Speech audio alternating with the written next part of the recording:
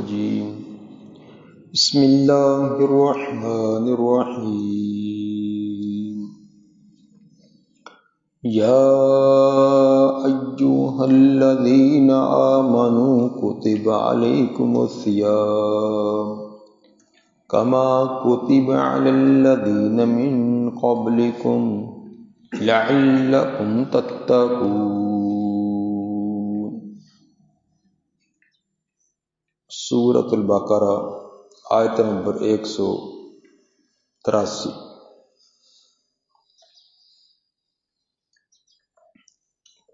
اسلام کے ارکان میں سے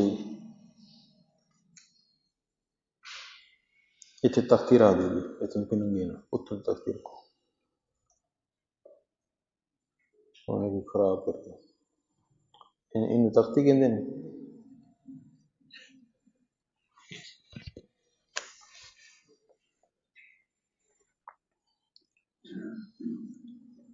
اسلام کے بنیادی ارکان میں سے روزہ ایک اہم رکن ہے۔ اس جگہ اس کی فرضیت کے بارے میں حکم دیا جا رہا ہے۔ صیام یہ مصدر ہے صوم کی، یہ مصدر ہے، یہ صوم کی جمع نہیں ہے۔ عام طور پر یہ سمجھ لیتے ہیں کہ صیام یہ صوم کی جمع ہے، حالانکہ یہ مصدر ہے، اور صوم بھی مصدر ہے، صوم بھی مصدر ہے اور صیام بھی مصدر ہے۔ لفظی معنی ہوتا ہے رک جانا، کسی کام سے رک جانا، جیسے کہا جاتا ہے کہ فارسن صائمن، گھوڑا چلنے سے رکنے والا، چلتا نہیں، رک جاتا ہے، اڑی کرتا ہے۔ شریعت میں صوم کا معنی ہوتا ہے نیت کے ساتھ صبح صادق سے لے کر غروب آفتاب تک اپنے آپ کو کھانے پینے اور مباشرت سے روک کے رکھنا، اس کو صوم کہتے ہیں۔ یا ایھا الذین آمنوا کتب علیکم الصیام، اے ایمان والو، روزہ تم پر، روزہ رکھنا تم پر لازم کر دیا گیا، لکھ دیا گیا، کما کتب علی الذین من قبلکم، جس طرح لکھ دیا گیا تھا ان لوگوں پر جو تم سے پہلے تھے، لعلکم تتقون، تاکہ تم بچ سکو، معصیت گناہ سے بچ سکو یا جہنم کی آگ سے بچ سکو۔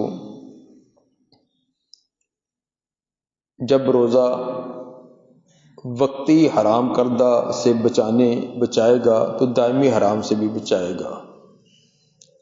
گناہوں کا سبب دو بنیادی چیزیں ہوتی ہیں، پیٹ اور شہوت۔ جتنے بھی جرم اور گناہ ہیں ان کے پیچھے دو محرک ہیں، یا تو پیٹ کی خاطر انسان کرے گا یا اپنے شہوات کی تسکین کے لیے کرے گا۔ روزے کی حالت میں دونوں پر پابندی لگا دی کہ حرام کھانا اور حرام شہوت دور کی بات، جو حلال تھا، جو کھانا پینا حلال تھا، جو شہوت تمہارے لیے حلال تھی، وہ بھی روزے کی حالت میں جائز نہیں۔ یہ ایک پابندی لگائی، جس طرح یہ 13-14 گھنٹے تم اللہ کا حکم مانتے ہوئے سب چیزیں موجود ہے، بھوک سے کل کر رہے ہو، پریشان ہو، لیکن کھاتے نہیں ہو کیونکہ اللہ کا ڈر ہے، اللہ دیکھ رہا ہے۔ اسی طرح شہوات کا بڑا ابری ہوئی ہیں، بڑا جوش ہے، جائز جگہ بھی ہے جذبات کی تسکین کے لیے، لیکن پوری نہیں کرتے کیونکہ اللہ دیکھ رہا ہے، اس نے روکا ہے۔ اسی طرح جس طرح یہ 13-14 گھنٹے اللہ نے منع کیا تو تم نے جائز کھانے پینے، جائز شہوات سے اپنے آپ کو روکے رکھا، تو پوری زندگی حرام اور نجائز کھانے پینے اور شہوات سے اسی طرح روکے رکھنا۔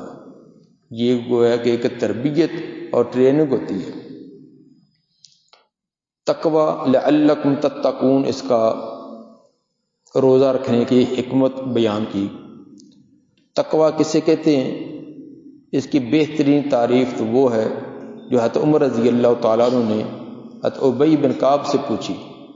امام قرطبی جلد 1، تفسیر قرطبی جلد 1 صفحہ 161 پر حضرت عمر رضی اللہ تعالیٰ عنہ نے ابی بن کعب رضی اللہ تعالیٰ عنہ سے پوچھا یار آپ تب تمثیلی انداز کے اندر بڑی باتوں کو سمجھا دیتے ہیں، تو یہ بتلاؤ کہ تقوی کی بڑی قرآن کے اندر تاکید ہے۔ شروع میں کہا گیا کہ ذالک الکتاب لا ریب فیہ ھدی للمتقین مفازا لعلکم تتقون، تو بہت تقوی کی تاکید ہے۔ تقوی کسے کہتے ہیں؟ ابی بن کعب فرمانے لگے امیر المومنین، کبھی خاردار کانٹے دار جھاڑیوں والا جنگل عبور کرنے کا موقع ملا کبھی؟ جی ہاں، کئی بار ملا۔ اچھا یہ بتلاؤ، جس جنگل کے اندر جھاڑیاں تھی، کانٹے تھے، تو اس کو کیسے عبور کیا تھا؟ حضرت عمر رضی اللہ تعالیٰ نے فرمایا کہ عبور تو پھر میں نے ایسے کیا، اپنے کپڑوں کو سمیٹا، دایاں دیکھا بایاں دیکھا، آگا پیچھا دیکھ کر بڑا چوکنا ہو کر توجہ سے خیال سے اپنے آپ کو بچا کر وہاں سے گزارا۔ اور بھائی یہی تقوی ہے۔ تقوی کا یہی معنی ہے کہ اپنے آپ کو ہر ایک چیز سے بچا کر سنبھال کر کسی جگہ سے گزار لینا۔ جس طرح دنیا کا جنگل ہے، جنگل میں کیا ہوتا ہے؟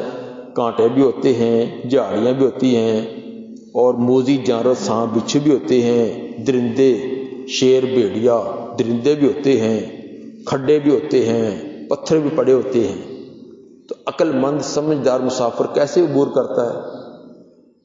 وہ آگے بھی دیکھے گا، پیچھے بھی، دائیں بھی بائیں بھی، کانٹوں سے بھی اپنے آپ کو بچائے گا، کپڑوں کو بھی بچائے گا، کھڈے سے بھی بچائے گا، کوئی پتھر پڑا اس سے بھی بچائے گا، سانپ بچھو اس سے بھی بڑی تیز نظر سے دیکھ رہا ہے کہ کوئی وہ قریب نہ آ جائے، کوئی بھیڑیا اور کوئی چیتا، کوئی درندہ، اس کی طرف بھی پوری توجہ، آنکھیں بھی کھلی، کان بھی کھلے، بڑا چوکس ہو کر اپنے آپ کو بچا کر گزارنے والا۔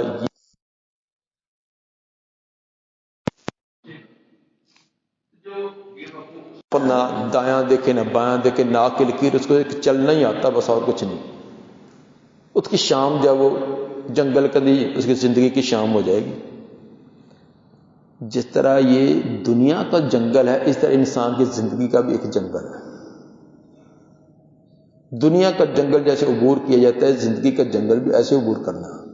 یہ دنیا بدعات سے، شرک سے، خواہشات سے بھری پڑی ہے، رسم و رواج بے شمار، یہاں پتہ نہیں کیا کیا مصیبتیں اور بلائیں ہیں۔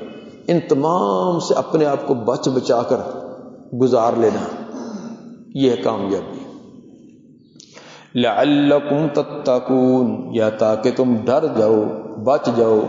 تقوی کا معنی ڈرنا بھی اور بچنا بھی۔ ڈرنا جہنم سے ڈر جاؤ، اللہ سے ڈر جاؤ۔ بچنا دنیا کے اندر گناہوں سے اپنے آپ کو بچا لو، آخرت میں جہنم سے بچا لو۔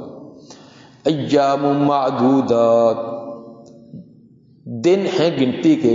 ایامن مفعول محذوف، فعل محذوف کا مفعول ہوگا، صوموا ایام معدودات، روزے رکھو کچھ گنتی کے ایام، انگلیوں پر گنتے گزر جاتے ہیں۔ آج دیکھو اگلے دن شروع ہوتا 6 روزے ہو بھی گئے، باقی کتنے رہ گئے؟ 23 یا 24 باقی رہ گئے۔ تو کچھ دنوں کے اندر وہ بھی ہوگا جب 1 یا 2 باقی رہ جائیں گے۔ ایام معدودات، دن ہیں گنتی کے۔ فمن کان منکم مریضا او علی سفر، جو بھی تم میں سے کوئی بیمار ہو، مریض ہو یا سفر پر ہو، فعدۃ من ایام اخر، وہ گنتی پوری کرے دوسرے دنوں میں۔ عبارت محذوف ہوگی، فمن کان منکم مریضا او علی سفر فافطر، جو بیمار ہو، مریض ہو اور روزہ چھوڑ دے، فعدۃ من ایام، فعلیہ عدۃ من ایام اخر، اس کے اوپر آئے گی گنتی دوسرے دنوں میں پوری کرنی۔ یہ نہیں کہ بیمار روزہ رکھ بھی لے تو پھر دوسرے دنوں میں رکھے، مسافر سفر میں روزہ رکھے تو پھر دوسرے دنوں میں، بیمار ہے، مسافر ہے، روزہ چھوڑ دے، اس کے لیے چھوڑنے کی رخصت ہے۔ جتنے روزے چھوڑے بعد میں رکھ کر گنتی پوری کر لیں۔ جی مستقل ہے، اس کے صحت مند ہونے کے لیے تو پھر فدیہ اس کی بات آگے آ رہی ہے، وہ تو آگے بات آ ہی رہی ہے۔ وَعَلَى الَّذِينَ يُطِيقُونَهُ فِدْيَةٌ طَعَامُ مِسْكِينٍ، اور ان لوگوں پر جو طاقت رکھتے ہیں روزہ رکھنے کی طاقت رکھتے ہیں پھر بھی فدیہ تو طعام مسکین، وہ فدیہ دے دے ایک مسکین کے کھانے کا۔ یطیقون ہوگے دو مفہوم ہیں، ایک مفہوم تو جو حضرت عبداللہ بن عمر اور سلمہ بن اکوع رضی اللہ تعالیٰ عنہ اس بات کے قائل تھے، جس تک صحیح بخاری حدیث 1949 اور 4507 دونوں جگہ یہ بیان ہے۔ وہ تو یطیقون یہی منع کرتے تھے کہ جو روزہ رکھنے کی طاقت رکھتے ہیں اور نہیں رکھنا چاہتے نہ رکھے، وہ فدیہ طعام دے دیں۔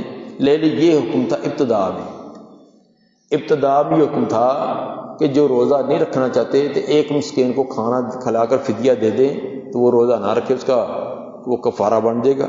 لیکن یہ بعد کے اندر حکم منسوخ ہو گیا، جیسے آگے آیت میں ہے کہ فمن شاہد منکم الشہر فلیصمہ، جو رمضان کا مہینہ پائے وہ روزہ رکھے۔ اب یہ اختیار ختم ہے کہ روزہ رکھ لو یا فدیہ دے دو، وہ فدیہ کا ابتدا میں حکم تھا، اس اعتبار سے یہ حکم منسوخ ہو گیا، آگے والی ناسخ ہے۔ لیکن دوسرا مفہوم جو ابن عباس رضی اللہ تعالیٰ عنہ نے بیان کیا، امام بخاری نے بھی اس کو ترجیح دی ہے، صحیح بخاری حدیث نمبر 4505۔ ابن عباس رضی اللہ عنہ نے یطیقونہ کا معنی کیا یتجشمون، یتجشمون کا معنی مشقت کے ساتھ روزہ رکھنا، اس اعتبار سے بنے گا وعلی الذین یطیقونہ، اور وہ ان لوگوں پر جن کو روزہ رکھنے میں مشقت ہے، دشواری ہے، تو وہ نہ رکھیں۔ فدیۃ طعام مسکین، وہ فدیہ دے دے ایک مسکین کا طعام کا۔ بیمار ہیں، بڑھاپا ہے، روزہ رکھنے کے اندر تنگی ہے، تو وہ روزہ چھوڑ دیں، روزے کی جگہ فدیہ دے دیں۔ اور بعد میں یطیقون، یہ باب مفعلہ ہے، باب افعال ہے، عطا کے یطیق ہو، اور باب افعال کے اندر سلب ماخذ کا بھی معنی ہوتا ہے۔ سلب ماخذ معنی چیز سے انسان سے چیز سلب ہو جائے، اس اعتبار سے معنی بنے گا وعلی الذین یطیقونہ، وہ لوگ جن سے روزہ رکھنے کی طاقت سلب ہو گئی ہے، طاقت نہیں ہے، بیمار ہونے کی وجہ سے، بڑھاپے کی وجہ سے، فدیۃ طعام مسکین، وہ فدیہ دے دیں مسکین کے طعام کا۔ اس اعتبار سے یہ محکم ہے، اب بھی حکم ہے کہ جو ایسا بیمار ہے جس کی دائمی بیماری ہے اور اس کے صحت یاب ہونے کی کوئی امید نہیں، یا اتنا بوڑھا کمزور ہے اب اس کے دوبارہ طاقت کے بحال ہونے کی کوئی امید نہیں، تو وہ ایک روزے کے بدلے ایک مسکین کو کھانا کھلا دے۔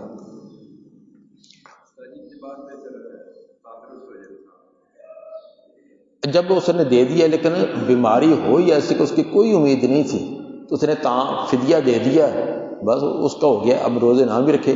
لیکن یہ معمولی بیماری کی وجہ سے فدیہ نہیں بنے گا، وہ روزے چھوڑ دے، بعد میں اس کی قضائی دے۔ قضا اور ہوتی ہے، کفارہ اور ہوتا ہے۔ تو ٹھیک ہے، امید نہیں تھی، اس نے فدیہ طعام دے دیا، بس بری ہو گیا۔ طعام مسکین ایک ٹائم کا آیا، لیکن آگے فرمایا فمن تطوع خیرا فهو خیر اللہ، جو کہ نفلی کرے، نفلی منع ایک مسکین سے زیادہ کو دے دے، 2 مسکینوں کو، 3 مسکینوں کو، ایک ٹائم کی بجائے 2 ٹائم کا دے دے، خیر نہیں، یہ بہتر ہے، فهو خیر اللہ، تو یہ اس کے لیے بہت ہی بہتر ہے۔ اللہ کی طرف سے تو ایک مسکین کا طعام لازم ہے، لیکن اگر ایک سے زیادہ دے دے یا کئی مسکینوں کو دے دے، یا ایک ٹائم کی بجائے 2-3 ٹائم کا دے دے، یہ تو جتنا گڑ ڈالو گے اتنا میٹھا ہے۔ فمن تطوع خیرا، جو خوشی سے کرے خیر نیکی کا کام، فهو خیر اللہ، تو یہ تطوع کرنا، خوشی سے کرنا اس کے لیے بہت ہی بہتر۔ سیدھی بات یہی سمجھو، وَأَن تَصُومُوا خَيْرٌ لَكُمْ، اگر تم روزہ ہی رکھو تو یہی بہتر ہے۔ تھوڑی بات تنگی ترشی برداشت کرنی بھی پڑ جائے، کوئی تھوڑی بہت تکلیف ہے، کوئی سفر چھوٹا موٹا ہے، تو تکلیف برداشت کر کے روزہ ہی رکھو، یہ سب سے بہتر ہے۔ وَأَن تَصُومُوا خَيْرٌ لَكُمْ إِن كُنتُمْ تَعْلَمُونَ، اگر ہو تم جانتے، اگر تمہیں پتہ چل جائے کہ روزے کی کیا حکمتیں اور کیا خوبیاں فضیلتیں ہیں، تو سب سے بہتر یہی ہے۔ شہر رمضان الذی انزل فیہ القرآن، رمضان کا مہینہ تو وہ ہے جس کے اندر قرآن نازل کیا گیا، ھدی للناس وبینات من الھدی والفرقان، اس حال میں کہ یہ ہدایت ہے لوگوں کے لیے، ہدایت نامہ ہے لوگوں کے لیے، بینات، واضح دلیلیں ہدایت کی، والفرقان اور حق اور باطل کے درمیان یہ فرق کرنے والا ہے۔ قرآن کا نزول اس مہینے میں ہوا، اس مہینے میں ہونے سے مراد اس مہینے میں اس کا آغاز ہوا یا لوح محفوظ سے بیت العزا کے اندر یہ پورا کا پورا قرآن نازل ہو گیا، پھر بیت العزا سے قلب رسول پر 22 سال 9 ماہ 9 دنوں کے اندر ہوا۔ رمضان کو، ماہ رمضان کو قرآن کے ساتھ ایک خاص تعلق ہے۔ یہی وجہ ہے کہ نبی صلی اللہ علیہ وسلم اس مہینے کے اندر جبریل علیہ السلام کے ساتھ پورے قرآن کا دور کیا کرتے تھے۔ صحیح بخاری حدیث نمبر 6۔ صحابہ اور سلف کا بھی کثرت سے اس مہینے کے اندر قیام اور تلاوت کرنا ثابت رہا ہے۔ من قام رمضان، من قام فی رمضان ایمان و احتساب میں غفر له ما تقدم من ذنبہ، پہلے سارے گناہ معاف ہو جاتی ہیں۔ اس لیے زیادہ سے زیادہ کثرت کوشش کرنی چاہیے اس کے اندر قیام کی بھی، تلاوت کی بھی، باقی نیک صالح اعمال کی بھی۔ فمن شہد منکم الشہر فلیصم، پر جو حاضر ہو تم میں سے اس مہینے کے اندر پس وہ روزہ رکھے، خود ہی رکھے۔ ومن کان مریضا او علی سفر، پر جو کہ بیمار ہو یا مسافر ہو، فعدۃ من ایام اخر، اور گنتی پوری کر لے دوسرے دنوں کے اندر۔ یرید اللہ بکم الیسر ولا یرید بکم العسر، ارادہ کرتا ہے اللہ تمہارے ساتھ آسانی کا، نہیں ارادہ کرتا تمہارے ساتھ کسی تنگی کا۔ وَلِتُكْمِلُوا الْعِدَّةَ، تاکہ تم گنتی کو پورا کر لو۔ وَلِتُكَبِّرُوا اللَّهَ عَلَى مَا هَدَاكُمْ، تاکہ کبریائی بڑائی بیان کرو اللہ تعالیٰ کی اس وجہ اس نے تمہیں ہدایت دی۔ وَلَعَلَّكُمْ تَشْكُرُونَ، تاکہ تم شکر گزار بنو۔ دوسرے دنوں کے اندر گنتی پوری کر لو۔ فعدۃ من ایام اخر مطلق بیان کیا ہے، اس سے رمضان کے متصل بعد روزے رکھنا یا تواتر سے رکھنا، لگاتار رکھنا یہ لازمی نہیں ہے۔ ابن عباس رضی اللہ تعالیٰ فرماتے ہیں لا باس ان یفرق لقول اللہ فعدۃ من ایام اخر، اگر کوئی تفریق کر کے، فرق کر کے الگ الگ روزے رکھ لے، اس میں بھی کوئی حرج نہیں ہے۔ مثلا کسی کے 5 روزے رہ گئے تھے تو مہینے بعد روزہ رکھ لے، 15 دن بعد روزہ رکھ لے، سردیوں کے موسم میں روزہ رکھ لے، تو یہ اگر الگ الگ بھی رکھ لے تو کوئی نہیں، کیونکہ اللہ نے کہا کہ دوسرے دنوں میں گنتی پوری کرو، مطلق کہا ہے۔ اس لیے ابن عباس رضی اللہ عنہ جو مفسر قرآن ہے وہ فرماتے تھے کہ الگ الگ کرے، اس میں کوئی حرج نہیں۔ صحیح بخاری حدیث نمبر 1550 سے قبل ترجمۃ الباب میں سیدہ عائشہ رضی اللہ تعالیٰ فرماتی ہیں کہ کان یکون علیہ الصوم من رمضان، میرے ذمہ رمضان کے روزے ہوا کرتے تھے، فما استطیع ان اقضی الا فی شعبان، جب شعبان کا مہینہ آتا رمضان سے پہلے، پھر اس کے اندر میں روزے رکھنے کی مجھے فرصت ملتی۔ یعنی رمضان گزرنے کے فوراً بعد روزہ رکھنا لازمی نہیں ہے، جب بھی موقع ملے رکھ سکتے ہیں۔ البتہ یہ اللہ کا قرض ہے، جتنا جلدی ہو سکے ادا کیا جائے۔ اگر کسی آدمی کے ذمہ قضاء کے روزے تھے، تھوڑی موٹی بیماری یا سفر کی وجہ سے چھوڑے تھے کہ بعد میں رکھیں گے، پھر وہ فوت ہو گیا ہے، اب اس کے ورثاء اس کی طرف سے رکھیں۔ کسی آدمی کے ذمہ فرضی روزے تھے اور نہیں رکھ سکا، فوت ہو گیا، اس کے ورثاء اس کی طرف سے رکھیں، جس طرح صحیح بخاری کے حدیث نمبر 1952 کے اندر اس کا تذکرہ ہے۔ باقی رہا کہ کوئی بیرون ملک سے کوئی آنے والا ہے، تو بیرون ملک میں بسا اوقات ہمارے رمضان کے آغاز سے 1 دن پہلے یا 2 دن پہلے روزہ شروع ہو جاتا ہے، بعض اوقات 1 دن، بعض اوقات 2 دن بھی پہلے شروع ہو جاتا ہے۔ وہ جب یہاں آئے تو مثلا اس نے روزہ رکھنا شروع کیا تھا 1 دن پہلے، تو پاکستان میں آیا 29 تاریخ کو، جب 29 تاریخ ہوئی تو اس کے ہو گئے ہیں 30 روزے، تو پاکستان کے اندر 30 ہوئے، تو اگلے دن وہ 31واں روزہ رکھے گا تو وہ روزہ اس پر نہیں ہے، کیونکہ گنتی ہے 30 کی، 29 یا 30 کی ہے، 31 روزے نہیں ہوتے، تو وہ 31واں روزہ جو دوسرے ملک میں پہنچنے پر اس کے سامنے ظاہر ہو رہا وہ روزہ نہیں رکھے گا، وہ 30 رکھے گا۔ اسی طرح اگر اس کا الٹ ہو جائے کہ کسی نے پاکستان میں روزے رکھنے شروع کیے تو پاکستان میں 1 دن لیٹ شروع ہوئے، وہ گیا سعودیہ میں گیا، جب اس کا 28واں روزہ تھا تو وہاں عید ہوگی، کیونکہ وہاں 29 روزے تھے، اس نے 1 دن بعد میں شروع کیا۔ یہ سعودیہ میں گیا تو اس کے 28 ہیں، سعودیہ والے کو 29 تھے، 29 کے بعد عید ہوگی، اب اس کا ایک روزہ رہ گیا ہے تو یہ بعد میں اس کی قضائی دے۔ وَإِذَا سَأَلَكَ عِبَادِي عَنِّي فَإِنِّي قَرِيبٌ، جب سوال کریں آپ سے میرے بندے میرے متعلق، فقل کہہ دیجئے فإنی قریب، والمحذوف کہہ دیجئے کہ میں بے شک قریب ہوں، اجیب دعوت الداعی اذا دعان، میں اجابت کرتا ہوں پکارنے والے کی دعا کی جب بھی وہ مجھے پکارے۔ فَلْيَسْتَجِيبُوا لِي وَلْيُؤْمِنُوا بِي، بس چاہیے کہ وہ میری اجابت کریں، میرے احکام کو تسلیم کریں، وَلْيُؤْمِنُوا بِي اور مجھ پر ایمان لائیں، ٹھیک ایمان لائیں، لَعَلَّهُمْ يَرْشُدُونَ تاکہ وہ رہنمائی پا سکیں۔ روزوں کے احکام کے درمیان میں دعا کا تذکرہ کرنا کہ مجھے پکاریں، میں ان کی پکار کو قبول کرتا ہوں، تو یہ دلیل ہے کہ روزے کی حالت میں دعا کی قبولیت بہت زیادہ ہوتی ہے۔ روزہ ہو، روزے کی حالت خصوصاً افطاری کے وقت دعا بہت قبولیت کے اوقات میں سے ہے، جیسا ابن ماجہ کے حدیث نمبر 1753 کے اندر اس کی صراحت بھی ہے۔ افطاری کے قریب یہ روزے کی قبولیت کے اوقات میں سے وقت ہے۔ عبادی کہہ کر خصوصی رحمت کا اظہار کیا، میرے بندے، تو عبد اور معبود کے درمیان واسطہ مضبوط کرنے کا طریقہ وہ دعا ہے، دعا کے ذریعے یہ واسطہ مضبوط ہوتا ہے۔ آپ نے فرمایا کہ جو مسلمان بھی ایسی دعا کرے جس کے اندر گناہ یا قطع رحمی نہ ہو تو اللہ تعالیٰ اس کو ضرور قبول کرتا ہے، بشرط یہ کہ جلدی نہ مچائے۔ جلدی کیسے؟ 2-4 مرتبہ کہہ کر تھک جائے، ہار دے کہ دعا تو قبول ہی نہیں ہوتی، چھوڑ ہی دے، جلدی نہ مچائے تو اللہ دعا ضرور قبول کرتا ہے۔ مسند احمد کی حدیث 1139۔ دعا کی قبولیت کے لیے 2 شرطیں بنیادی طور پر ہیں۔ پہلا، احکام الہی پر عمل، احکام الہی پر عمل ہو تو پھر اس کی دعا جو وہ قبول ہوتی ہے، تو اس کے بغیر قبولیت یقینی نہ ہوگی۔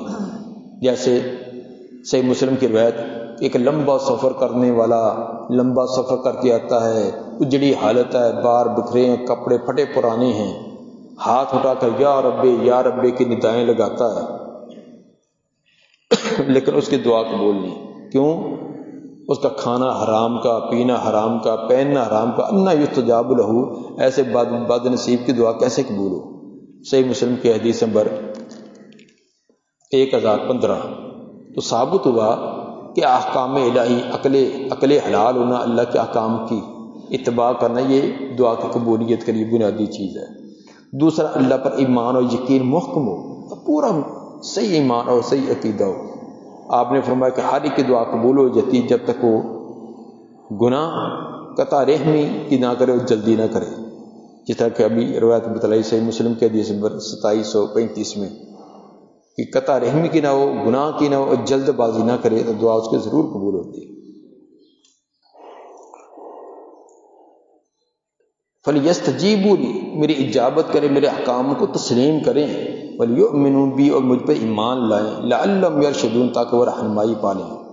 دنیا میں حقوق انسانی کا سب سے بڑا منشور ہے کہ اللہ اور بندے کے درمیان کوئی چیز حائل نہیں ہے، بندہ اور اللہ کے درمیان کوئی چیز حائل نہیں۔ اگر حائل ہے تو انسان کے نفس کا بگاڑ ہے۔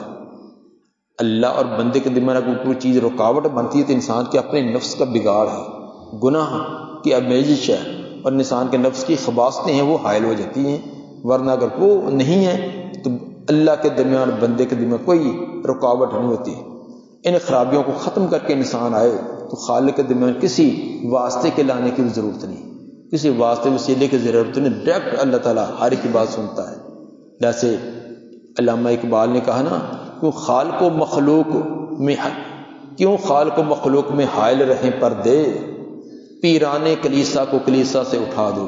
یہ درمیان کے اندر کلیسے کے پادریوں کو اور پیروں کو ایسے واسطے بنائے، یہ ان کو اٹھا دو۔ بندے اور خدا کے درمیان رکاوٹیں اور پردے کیسے ہو سکتے ہیں؟ تو اس لیے طہارت نفس یہ بہت ضروری ہے، ایمان اور احکام کی بجاوری بہت ضروری ہے۔ تو جب یہ کرے تو پھر یک طرفہ نہیں بلکہ 2 طرفہ، فَاذْكُرُونِي أَذْكُرُكُمْ، تو مجھے یاد کرو میں تمہیں یاد کرتا ہوں۔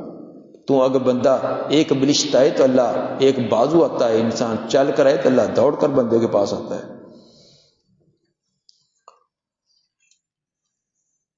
وحل لکم لیلۃ الصیام الرفث الی نسائکم، حلال کر دی گی تم پر تمہارے لیے روزے کی رات رفث کرنا، مباشرت کرنا، الی نسائکم اپنی عورتوں سے، ہن لباس لکم وہ تمہارا لباس ہیں، وانتم لباس لہن تم ان کا لباس ہو۔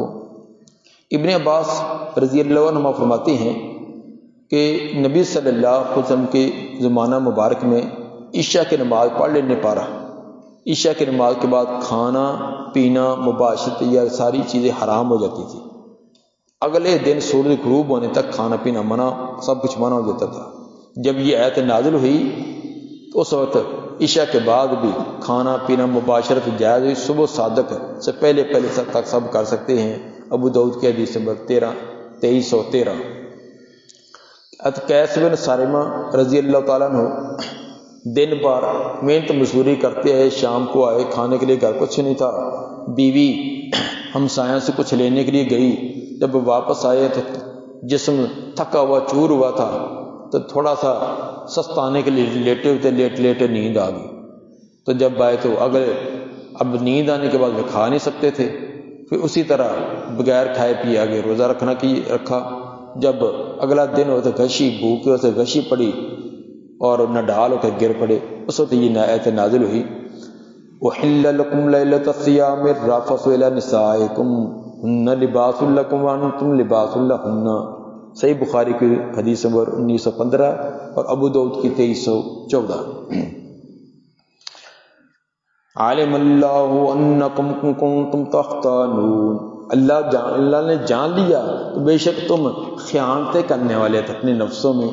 ایک مہینہ بغیر بیوی کے قریب جانے سے رہنا تو دل کا بڑے وسوسے، بڑے خیالات، اپنے آپ پر بڑی مشکل سے قابو، اللہ کو پتہ تک تمہارے دلوں کے اندر بڑے الجھان پیدا ہو رہے ہیں، بڑے طرح کی تنگیاں پیدا ہو رہی ہیں۔ فتاب علیکم، اس نے رجوع فرمایا تم پر، وعافا عنکم، درگزر کیا تم سے، فالآن باشروہن، بس اب تم مباشرت کر لیا کرو، وابتغوا ما کتب اللہ لکم، اور تلاش کرو جو اللہ نے لکھ دیا تمہارے لیے، جو اولاد تمہاری قسمت میں لکھی وہ تلاش کرو، وکلوا واشربوا حتی یتبین لکم الخیط الابیض من الخیط الاسود من الفجر، کھاؤ اور پیو یہاں تک کہ اچھی طرح واضح ہو جائے تمہارے لیے سفید دھاگا سیاہ دھاگے سے، من الفجر یعنی فجر سے، سفید دھاگے سے مراد صبح صادق ہے، سیاہ دھاگے سے مراد رات کی سیاہی ہے۔ حضرت عدی بن حاتم رضی اللہ تعالیٰ عنہ کی حدیث، وہ فرماتے ہیں کہ جب یہ آیت نازل ہوئی کہ سیاہ دھاگے سے سفید دھاگا ظاہر ہو جائے تو میں نے 2 رسیاں لے لی، 2 دھاگے لے لیے، اپنے سرہانے رکھ لیے، نکال کر دیکھتا، جب دونوں سیاہ نظر آ رہے ہیں رات کی سیاہی کی وجہ سے تو میں اٹھتا کھانا پینا شروع کر دیتا۔ تو جب صبح صادق ہوئی تو نظر آنا شروع ہو گیا کہ یہ سیاہ ہے، یہ سفید ہے، اس نے کھانا بند کر دیا۔ آ کر نبی کو بتلایا، جی میں نے تو یہ طریقہ یاد کر لیا۔ آپ مسکرایا، میں کہا کہ تیرا تکیہ تو بڑا لمبا ہو گیا جس کے نیچے رات اور دن آ جاتے ہیں۔ فرمایا کہ یہ معنی نہیں ہے کہ 2 دھاگے لے لو اور ان کو دیکھتے رہو، بلکہ اس سے مراد رات کی سیاہی سے صبح کی سفیدی مراد ہے۔ صحیح بخاری حدیث نمبر 1916۔ ثابت ہوا لغت کے زور پر اپنی عقل اور اجتہاد سے قرآن کا سمجھنا یہ ممکن نہیں۔ اب عدی بن حاتم رضی اللہ تعالیٰ عنہ صاحب لسان ہے، عربی دان ہے، تو وہ بھی قرآن کی اس آیت کو اس وقت تک نہ سمجھ سکے جب تک کہ نبی صلی اللہ علیہ وسلم نے سمجھا نہ دیا۔ تو یہ کہنا کہ ہمیں سنت کی ضرورت نہیں ہے، ہم لغت کے بل بوتے پر اپنی عربی دانی پر قرآن کو سمجھ لیں گے، یہ باطل سوچ اور فکر ہے۔ قرآن کو سمجھنے کے لیے احادیث رسول کا ہونا لازمی ہے۔ ثم اتم الصیام الی اللیل، پھر پورا کرو روزے کو لیل تک، رات تک پورا کرو۔ ولا تباشروہن وانتم عاکفون فی المساجد، نہ تم مباشرت کرو نہ عورتوں سے اس حال میں تم مسجدوں کے اندر اعتکاف کرنے والے ہو۔ ثم اتم الصیام الی اللیل سے معلوم ہوا کہ لیل کے ہوتے ہی افطار کرنا چاہیے، مزید اس کے اندر انتظار کرنا یہ درست نہیں ہے۔ اور لیل سورج کے غروب ہونے کو کہتے ہیں، اذان ہونا شرط نہیں ہے۔ اگر کوئی 10 منٹ 8 منٹ لیٹ کہتے ہیں تو یہ شرط نہیں، سورج غروب ہو گیا، یقین ہو گیا تو آپ روزہ افطار کر سکتے ہیں۔ صحیح بخاری کی حدیث ہے، بخاری مسلم کی، آپ نے فرمایا کہ لا یزال الناس بخیر ما عجل الفطر، لوگ اس وقت تک خیر اور بھلائی میں رہیں گے جب تک روزہ جلدی افطار کریں گے۔ بخاری کے حدیث نمبر 1957 اور مسلم کے حدیث نمبر 1098۔ حضرت مسروق رحمہ اللہ نے سیدہ عائشہ رضی اللہ تعالیٰ عنہ کے سامنے تذکرہ کیا کہ نبی کے دو ساتھی ہیں، دو صحابی ہیں، ان میں سے ایک افطاری بھی جلدی کرتے ہیں، نماز بھی جلدی کا منع جو ہی سورج غروب ہوا تو فوراً افطاری کی، جب نماز کا وقت ہوا تو فوراً نماز شروع کر دی۔ اور دوسرے صحابی وہ افطاری بھی کچھ دیر سے کرتے ہیں اور نماز بھی کچھ دیر سے ادا کرتے ہیں۔ سیدہ عائشہ رضی اللہ تعالیٰ عنہ نے فرمایا کہ جو جلدی افطاری کرتے ہیں، جلدی نماز پڑھتے ہیں، اس نے سنت کو پا لیا۔ پوچھا وہ کون ہے؟ فرمایا کہ عبداللہ بن مسعود ہے۔ وہ حضرت عبداللہ بن مسعود رضی اللہ تعالیٰ عنہ ہیں جو جلدی افطاری کرتے ہیں اور جلدی نماز ادا کرتے ہیں۔ صحیح مسلم کے حدیث نمبر 1099۔ تو ثابت ہوا کہ روز افطاری سورج غروب ہونے کے فوراً بعد ہے، مزید اس کے اندر تاخیر کرتے رہنا، فلاں اذان ہوگی، فلاں اذان ہوگی، فلاں کریں گے، اذان ہو بھی گئی ہے، پھر بھی ہاتھ کے اندر لقمہ لے کر بیٹھے ہوئے ہیں کہ جب آدھی گزرے گی تب شروع کریں گے، شاید سورج کہیں اٹکا کھڑا ہو، تو یہ طریقہ درست نہیں ہے۔ وَلَا تُبَاشِرُوهُنَّ وَأَنْتُمْ عَاكِفُونَ فِي الْمَسَاجِدِ، اور نہ تم ان عورتوں سے مباشرت کرو اس حال میں تم اعتکاف کرنے والے ہو مساجد میں۔ اعتکاف کا معنی ہوتا ہے اپنے آپ کو مسجد میں عبادت اور ریاضت کے لیے روک رکھنا۔ یہ کبھی بھی ہو سکتا ہے، کسی ایام میں بھی، رمضان ہو، غیر رمضان ہو، اس میں 10 دن ہو، 8 دن ہو، 5 دن ہو، 3 دن ہو، لیکن مسنون اعتکاف جو نبی صلی اللہ علیہ وسلم جو اعتکاف کیا کرتے تھے وہ رمضان کا آخری عشرہ، رمضان کے آخری عشرے میں یعنی رمضان کی 21ویں روزے کی صبح اعتکاف گاہ میں داخل ہوتے اور چاند نظر آنے تک اعتکاف گاہ میں رہتے۔ یہ تک صحیح بخاری کے حدیث میں 2026 میں اس کی صراحت ہے۔ البتہ ایک ہفتے کا اعتکاف بھی کیا جا سکتا ہے، جیسے حضرت عمر رضی اللہ تعالیٰ عنہ ایک ہفتے کا اعتکاف کرتے تھے، صحیح ابن خزیمہ حدیث نمبر 2222۔ اس سے کم دنوں کے اندر بھی اعتکاف ہو سکتا ہے۔ حضرت عبداللہ بن انیس رضی اللہ تعالیٰ عنہ صرف 23 رمضان کا اعتکاف کرتے تھے۔ 23 کی شام کو مسجد میں آ جاتے تو صبح کی نماز پڑھتے تو ان کے بیٹے ان کی سواری لے کر مسجد کے دروازے پر کھڑے ہوتے، ایک رات کا اعتکاف۔ تو بعض لوگ کسی عارضے کی وجہ سے اگر 21ویں کو اعتکاف نہیں بیٹھ سکے، مثلا آپ گھروں کو گئے ہیں، 25 کو گئے ہیں، 26 27 کو گئے ہیں، اب کہتے ہیں بس اب نہیں اعتکاف، تو 27 کو گئے تو اب بھی 28 29 2 دن اعتکاف کر سکتے ہیں، 3 دن کر سکتے ہیں۔ تو اگر کسی کی 21 کسی مجبوری کی وجہ سے رہ گئی ہے، 21 سے 22 تاریخ رہ گئی، تو اب یہ نہیں کوئی اعتکاف کر ہی نہیں سکتا، کر سکتا ہے۔ اسی طرح کسی نے آخری عشرے کے اندر کہیں سفر پر جانا ہے تو درمیان والے عشرے میں کر لے۔ ہاں البتہ وہ ہے کہ آخری عشرے کی عبادت، اس کا لیلۃ القدر کی تلاش وہ تو نہیں ہے، لیکن اعتکاف کا جو ثواب تو اس کو ملے گا۔ اعتکاف جو ہے مرد کرے عورت کرے مسجد کے اندر یہ لازمی ہے۔ ایک تو قرآن کی یہ نص ہے وَلَا تُبَاشِرُوهُنَّ وَأَنْتُمْ عَاكِفُونَ فِي الْمَسَاجِدِ، مباشرت تو گھروں کے اندر بھی کوئی اعتکاف ہو تو جائز نہیں ہے۔ اعتکاف کے آتے میں مباشرت ویسے جائز نہیں ہے، تو پھر یہ کہنا کہ تم مسجدوں کے اندر ہو، یہ ثابت کرنے کے لیے کہ اعتکاف مسجد میں ہوتا ہے۔ حضرت عائشہ رضی اللہ تعالیٰ عنہ فرماتی ہیں کہ لا اعتکاف الا فی مسجد الجامع، جامع مسجد کے علاوہ اعتکاف نہیں ہے۔ ابو داؤد کے حدیث نمبر 2473 اور ارواح الغلیل البانی رحمہ اللہ کے حدیث نمبر 966، اور بہقی کے اندر بھی ہے، بہقی کے حدیث نمبر 8594 ہے۔ اسی طرح حضرت علی رضی اللہ تعالیٰ کا قول بھی اسی طرح ہے، جس طرح حضرت عائشہ رضی اللہ تعالیٰ کا فرمان ہے کہ لا اعتکاف الا فی مسجد جامع، اسی طرح حضرت علی رضی اللہ تعالیٰ کا بھی قول ہے کہ جامع مسجد کے علاوہ اعتکاف نہیں ہے۔ دیکھیے مصنف عبدالرزاق حدیث نمبر 5176۔ نبی صلی اللہ علیہ وسلم کے ازواج مطہرات ہمیشہ مسجد کے اندر اعتکاف کیا کرتی تھی۔ بخاری مسلم کی روایت ہے، بخاری کے حدیث نمبر 2026 اور مسلم کی حدیث نمبر 1172۔ ازواج مطہرات ہمیشہ مسجد کے اندر اعتکاف کرتی تھی، حالانکہ ان کے حجرات، ان کے گھر مسجد کے ساتھ متصل تھے۔ پاؤں رکھے تو مسجد میں، دوسرے اندر پاؤں رکھے تو گھر میں، تو گھر کے اندر تنہائی بھی تھی اور وہاں ہر قسم کا تحفظ بھی تھا، شور و شگب باقی تمام چیزوں سے، تو وہاں زیادہ تنہائی میسر آتی تھی، اکیلی ہوتی تھی ازواج مطہرات اپنے گھر میں، مسجد نبوی کے ساتھ ہی گھر ہے، تو وہ اگر گھر کے اندر اعتکاف ہوتا تو گھر میں بھی بیٹھ سکتی تھی، لیکن وہ گھر میں نہیں، گھر چھوڑ کر مسجد کے اندر انہوں نے اعتکاف کیا ہے۔ حتیٰ کہ وہ بخاری کی روایت حدیثہ نمبر 2041 جس کے اندر ازواج مطہرات کا مقابلہ بازی والا، ایک نے خیمہ لگایا، دوسری نے، تیسری نے، وہ لین خیموں کے لگی ہوئی، آپ یہ اتنے خیمے کون سے، کس نے لگائے؟ بتلایا گیا کہ آپ کی بیویوں نے لگائے ہیں۔ آپ نے فرمایا یہ نہیں کہا کہ ان کو کہو کہ گھر جا کر اعتکاف کر لیں، یہ نہیں کہا، بلکہ یہ کہا کہ میرا خیمہ اکھاڑ دو۔ جب آپ کا خیمہ اکھاڑا گیا تو باقی انہوں نے بھی اکھاڑ دیا۔ گھر میں جا کر کس نے اعتکاف نہیں کیا، نہ آپ نے کیا نہ باقیوں نے، تو ثابت ہوا کہ اعتکاف مسجد میں ہوتا ہے، مسجد کے علاوہ گھر کا اعتکاف نہیں، اس کا کوئی ثبوت نہیں ہے۔ بلکہ ابن عباس رضی اللہ تعالیٰ عنہ اس کو بدعت کہتے تھے۔ ابن عباس رضی اللہ عنہ فرماتے ہیں کہ سب سے بری چیز بدعت ہے، گھروں میں بنائی مسجد میں اعتکاف بیٹھنا بھی بدعت ہے، یہ ابن عباس رضی اللہ عنہ کا فتویٰ ہے۔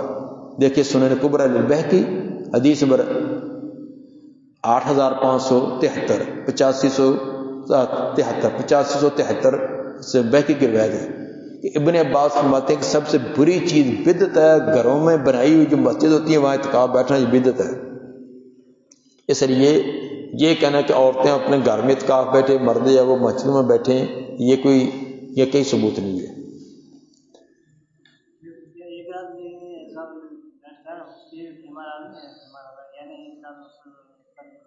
کیا خیموں کو شرط تو نہیں، خیمہ سے یہ ہوتا ہے کہ شور شرابے سے باقی سے تنہائی کے اندر بیٹھ جائے، اگر ویسے بھی خیمہ نہ لگائے تو اعتکاف تو ہو جائے گا۔ وَلَا تَأْكُلُوا أَمْوَالَكُمْ بَيْنَكُمْ بِالْبَاطِلِ، اور نہ کھاؤ تم اپنے مال آپس کے اندر باطل طریقے سے، وَتُدْلُوا بِهَا إِلَى الْحُكَّامِ، اور تم لے جاتے ہو اپنے ان مالوں کو حاکموں کے پاس، لِتَأْكُلُوا فَرِيقًا مِّنْ أَمْوَالِ النَّاسِ بِالْإِثْمِ، تاکہ کھائے ایک فریق کے لوگوں کا مال گناہ کے ساتھ، وَأَنْتُمْ تَعْلَمُونَ، اور اس حال میں تم جانتے بھی ہوتے ہو کہ تم باطل پر ہو، غلط طریقے سے دوسرے کا مال ہڑپ کر رہے ہو۔ تدلو یہ ادلا سے ہے، ادلا کا مطلب ڈول لٹکانا، ڈول ڈالنا، مطلب کسی کی طرف کوئی چیز لے جانا یا بیچ دینے کے معنی میں استعمال ہوتا ہے۔ حکام کی طرف لے جانے کے دو مطلب ہیں، ایک تو یہ کہ کسی کا پلاٹ کسی کا تھا، مکان کسی کا تھا، تو اس پر کیس کر دیا عدالت میں، اور عدالت میں اس کو پتہ ہے کہ یہ سیدھا سا بیچارہ لوٹے مسلے والا آدمی ہے، اس کو کوئی پتہ نہیں ہے، اور اس کو تمام چتر چلاکیوں کو پتہ ہے، اور ہمارے وکیل تو ماشاءاللہ جو مجرم ہے اس کو بری کر دیتے ہیں، بری کو مجرم بنا دیتے ہیں۔ وکیلوں کے ساتھ اس کی گانڈ سانڈ ہے، قبضہ کر کے پلاٹ پر کیس کر لیا، عدالت میں اپنے حق میں کیس کروا لیا، میل ملا کے تعلقات کی وجہ سے اپنا کرا لیا۔ ایک تو یہ ہے کہ حاکموں کے پاس لے جانا تاکہ ظلم و زیادتی کر کے مال کو ہڑپ کر لے، اور دوسرا حکام کو رشوت دے کر اپنے حق میں فیصلہ کروا لینا، یہ بھی ایک طریقہ ہے۔ تو دونوں طریقوں میں سے کسی طریقے سے بھی کسی کے مال کو اپنے حق میں کروا لینا اور اس کو سمجھ لینا کہ اب عدالت نے فیصلہ کر دیا تو ہمارے لیے بالکل جائز ہو گیا، یہ اس طرح جائز نہ ہوگا۔ یسألونک عن الاہلہ، سوال کرتے ہیں آپ سے چاند کے بارے میں، قل ہی مواقیت للناس والحج، کہہ دیجئے یہ لوگوں کے اوقات معلوم کرنے کا ذریعہ ہے اور حج کا وقت معلوم کرنے کا بھی ذریعہ ہے۔ اہلہ یہ ہلال کی جمع ہے، پہلی اور دوسری رات کے چاند کو ہلال کہتے ہیں، پھر اس کے بعد جو ہے تیسری چوتھی بات تک یہ تمام قمر کہتے ہیں، جیسا کہ محمد راغب نے اس کی صراحت کی ہے۔ چاند کے بارے میں سوال کرتے ہیں کیونکہ چاند جو ہے نئے مہینے کے معلوم کرنے کا بھی ذریعہ اور مہینے کی تاریخ معلوم کرنے کا بھی ذریعہ ہے، کیونکہ چاند جو ہے یہ اس کی حالت اور کیفیت ایک نہیں رہتی، یکم کو بالکل باریک دھاگے کی طرح یہ تھوڑا سا بڑا کرتے کرتے کرتے 7 کو آدھا ہاف ہو گیا، پھر اگلے 7 دن یعنی 14 کو مکمل ہو گیا، 14 کے بعد پھر آگے دوسری طرف سے کم ہوتے ہوتے 21 کو پھر ہاف ہو گیا، 21 کے بعد پھر کرتے کرتے 28 کو بالکل پھر دھاگے کی طرح باریک ہو گیا، پھر 2930 کو 2 دن بالکل نظر کو نہیں آتا۔ تو اس کو ایک عامی آدمی بھی چاند کو دیکھ کر اندازہ لگا لیتا کہ اب چاند کی یکم ہے، 2 ہے، 5 ہے، 14 ہے، 15 ہے، کیونکہ اس کا سائز دے کر۔ لیکن سورج یکم کو بھی اسی طرح ہوتا ہے، 15 کو بھی اسی طرح، 30 کو بھی اسی طرح۔ سورج کو دیکھ کر کوئی بھی ایسے کہہ سکتا کہ آج سورج کی 27 تاریخ ہے، کوئی نہیں اندازہ۔ چاند کو دیکھ کر اندازہ ہو سکتا ہے۔ تو چاند یہ اوقات معلوم کرنے کا ذریعہ ہے، اس لیے اسلامی جو تاریخ ہے، اسلامی جو دن اور رات ہے، وہ چاند کے اعتبار سے ان کو معلوم کیا جاتا ہے۔ یسألونک عن الاہلہ، سوال کرتے ہیں آپ سے چاند کے بارے میں کہ سورج چھوٹا بڑا نہیں ہوتا ایک جیسا، یہ چاند کے اندر کمی بیشی کیوں آتی ہے، یہ سوال کرتے ہیں۔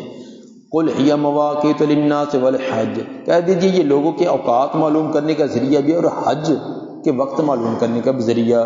ولیس البر بان تأتوا البیوت من ظہورها، نہیں ہے یہ نیکی کہ آؤ تم اپنے گھروں کو پچھلی طرف سے، ولکن البر من اتقى، لیکن نیکی اس کی ہے جو تقوی اختیار کرے۔ انصار کا یہ طریقہ تھا زمانے جاہلیت میں کہ جب احرام باندھ کر گھر سے نکل آتے حج یا عمرے کے احرام، تو کسی ضروری کام کے لیے ان کو دوبارہ گھر میں جانا پڑتا تو دروازے سے نہیں جاتے تھے بلکہ پیچھے سے دیوار پھاند کر اندر آتے، جس طرح کہ ایسر التفاسیر والے نے یہ لکھا ہے۔ اور صحیح بخاری کا حدیث نمبر 1803 کے اندر یہ کہ جب حج کر کے واپس جاتے، حج یا عمرہ کر کے واپس جاتے، تو پھر اپنے گھروں کا جو دروازہ وہاں سے داخل نہ ہوتے بلکہ پچھواڑی سے چھڑپے لگا کر چھلانگے لگا کر اندر آتے۔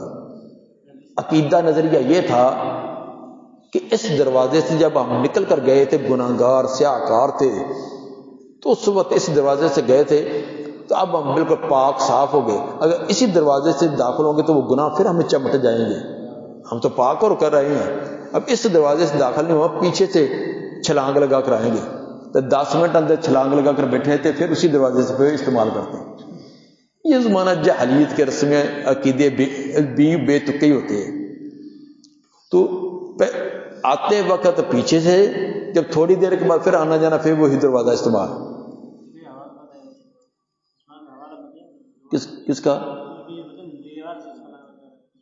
جی پیچھے سے 2 صورتیں ہیں نا، ایک کہ احرام باندھ کر گئے تو دوبارہ کسی ضرورت کے لینے کے پوری کرنے کے لیے آئے ہیں، مطلب دور نہیں گئے تھے تو کوئی چیز رہ گئی ہے بھول گئے واپس آئے تو پیچھے سے آنا، یہ ایسر التفاسیر، یہ ایسر التفاسیر والے نے لکھا ہے۔ اب بخاری کے اندر جو روایت ہے کہ جب واپس آتے حج عمرہ مکمل کر کے واپس آتے تو اپنے دروازوں سے داخل نہ آتے بلکہ گھروں کے پیچھے سے اس کو چھلانگے لگا کر آتے۔ بخاری کے حدیث 1803 ہے۔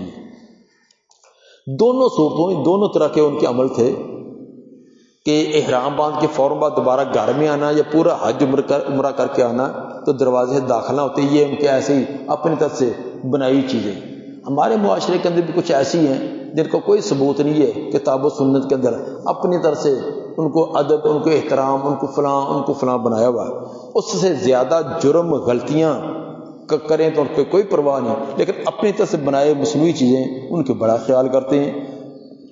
مثلا مسجد کو پیچھا نہیں کرنا، مسجد سے نکلیں گے ریورس ہو کر جائیں گے، تو نماز ہمیں 8ویں دن ایک ہی پڑھتے ہیں، نماز 8ویں دن صرف جمعہ پڑھنا ہے، وہ بھی شاید قسمت ہتھی آئے، نماز کے لیے مسجد میں نہیں آنا، لیکن جب مسجد کو پیچھا نہیں کرنا، دربار کو پیچھا نہیں کرنا، دربار کے پاس سے گزریں گے سواری سے اتر کر، موٹر سائیکل کے اوپر سائیکل کے اوپر نہیں، اتر کر چل کر جائیں گے، دربار ہے تو دربار والے کی بات ایک بھی نہیں ماننی، جو وہاں بزرگ مدفون ہیں ان کی سیرت، ان کا کردار، ان کی تعلیمات پر ایک بار بھی نہیں عمل، لیکن دربار کی عزت بڑی ہے۔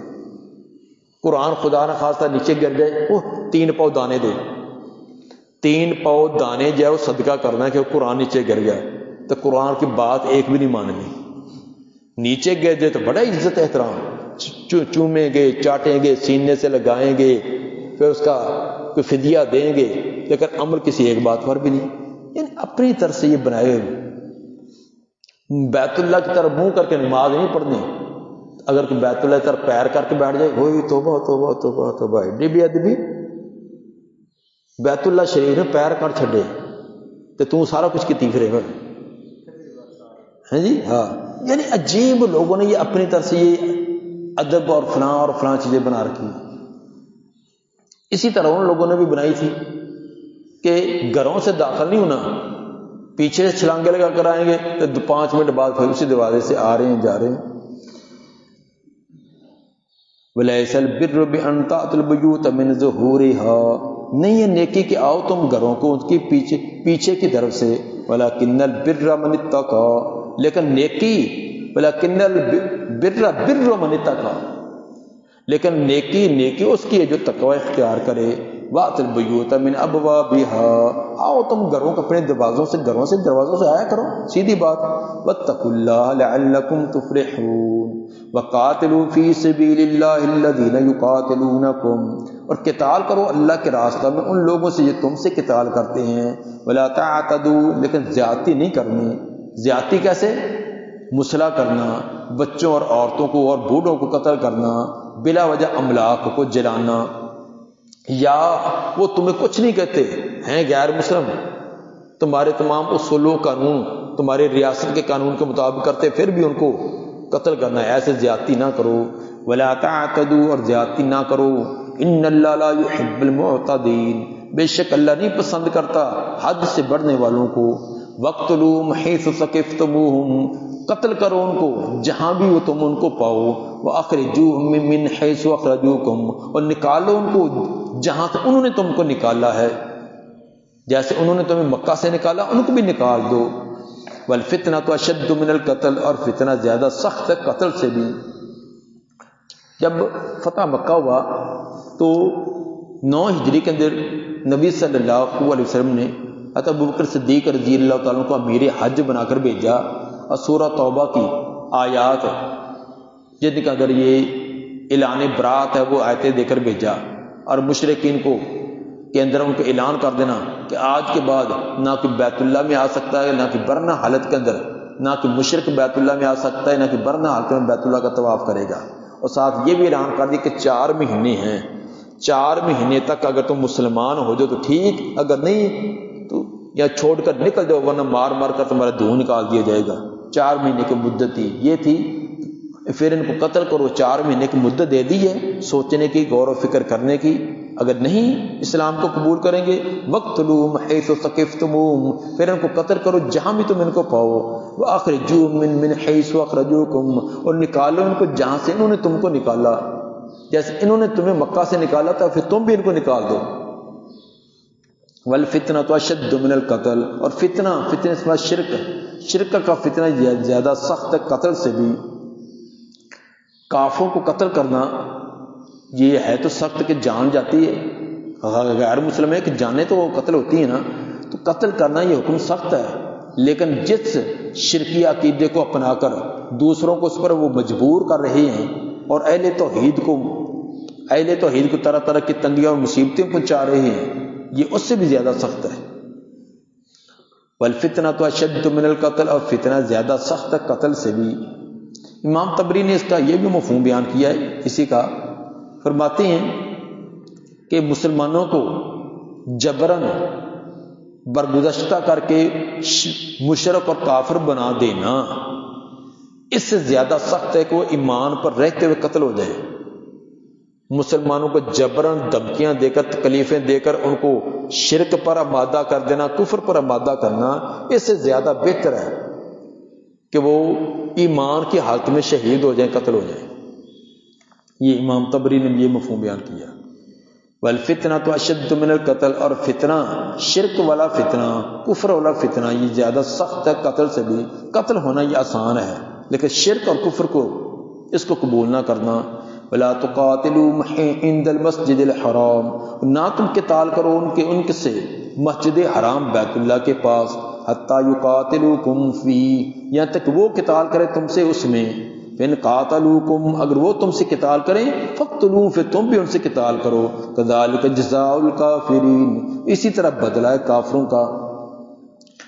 حرمت والے مہینوں میں اور حرم کے اندر لڑائی کی ممانعت ہے، حرم احرام کے حالت میں بھی اور غیر احرام کے حالت میں بھی، حرم کے اندر مکہ کے حرم میں، مدینہ کے حرم میں، اور اسی طرح حرمت والے مہینوں کے اندر قتال منع ہے۔ البتہ اگر مشرکین، کافرین، بے دین حرمت والے مہینوں کے اندر تم سے قتال کریں، حرم کے اندر آ کے لڑائی کریں، تو پھر ان کا ہاتھ باندھ کر نہیں بیٹھے رہنا کہ یہ حرمت والا مہینہ ہے، ہم احرام کے اندر ہے، پھر مار مار کر ان کے گاٹے اتار دو۔ اگر وہ حرم اور حرمت کے مہینوں کا خیال نہیں رکھتے تو پھر تم نے بھی نہیں رکھنا۔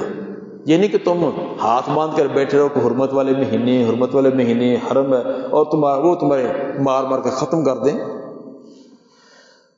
فَإِنِ انْتَهُوا، اگر رک جائیں، بعد آ جائیں شرک سے، کفر سے، قتال سے، فَإِنَّ اللَّهَ غَفُورٌ رَحِيمٌ، تو بے شک اللہ بہت بخشنے والا، بہت رحم کرنے والا ہے۔ وَقَاتِلُوهُمْ حَتَّى لَا تَكُونَ فِتْنَةٌ، قتال کرو ان سے یہاں تک نہ رہے فتنہ، وَيَكُونَ الدِّينُ لِلَّهِ، وہ ہو جائے تمام کہ تمام دین اللہ کے لیے۔ فَإِنِ انْتَهُوا فَلَا عُدْوَانَ إِلَّا عَلَى الظَّالِمِينَ، اگر رک جائیں پس نہیں ہے زیادتی کرنا اوپر ظالموں کے، مگر فلا عدوان، پس نہیں ہے زیادتی مگر الا الظالم، مگر ظالموں پر۔ اگر رک جائیں پھر تم نے زیادتی نہیں کرنی۔ ہاں جو ان میں سے ظلم کرتے ہیں، حد سے بڑھتے ہیں، ان کا تو ہاتھ روکو، باقیوں پر ظلم نہیں کرنا۔ الشہر الحرام بالشہر الحرام، حرمت والے مہینے حرمت والے مہینوں کے بدلے میں ہیں، والحرمات قصاص، اور حرمتوں کے اندر قصاص اور بدلہ ہے۔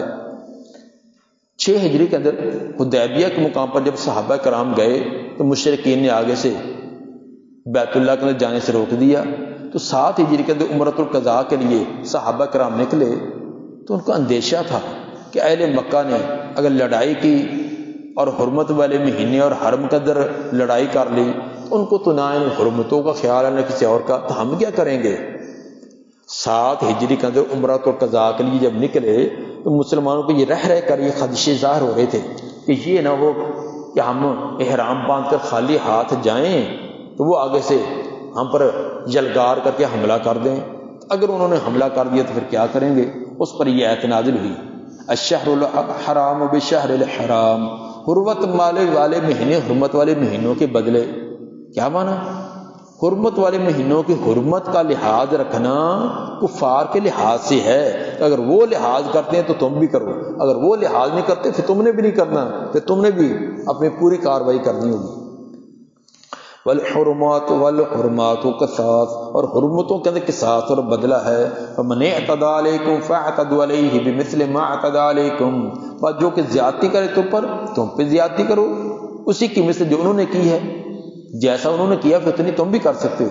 واتقوا اللہ، اللہ سے ڈرتے رہو۔ واعلموا ان اللہ مع المتقین، جان رکھو کہ بے شک اللہ متقی لوگوں کے ساتھ ہے۔ وانفقوا فی سبیل اللہ ولا تلقوا بایدیکم الی التہلکہ، خرچ کرو اللہ کے راستہ میں اور نہ ڈالو اپنے ہاتھوں کو ہلاکت میں۔ واحسنوا، اور نیکی کرتے رہو، ان اللہ یحب المحسنین، بے شک اللہ اخلاص سے عمل کرنے والوں سے بڑی محبت کرتے ہیں۔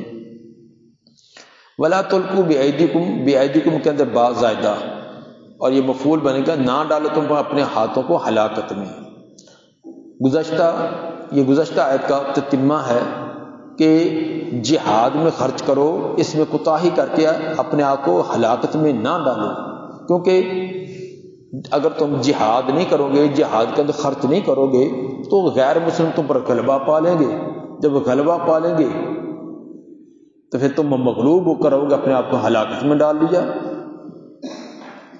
اس کا ایک سبب نزول صحیح جامع ترمذی کی حدیث میں 2972 کے اندر بھی ہے کہ رومیوں کی فوج میں، جب رومیوں کی فوج تھی، ایک طرف وہ کھڑی ہے، دوسری طرف مسلمانوں کی، ابھی جنگ شروع نہ ہوئی تھی، تو مسلمانوں میں سے ایک مجاہد بڑے جوش و خروش کے ساتھ اکیلا ہی تلوار لی تو ان کی صفوں کے اندر جا گھسا، تلوار کو گھماتا جا رہا ہے، ان کی صفوں کی صفیں بچھاتا جا رہا ہے، اور بہت قتل کر کے ان کی صفوں کو کراس کر کے دوسری طرف نکل گیا، اس طرف سے پھر واپس آیا، پھر تلوار کو گھماتا آ رہا ہے، ان کی صفوں کی صفیں الٹا دی۔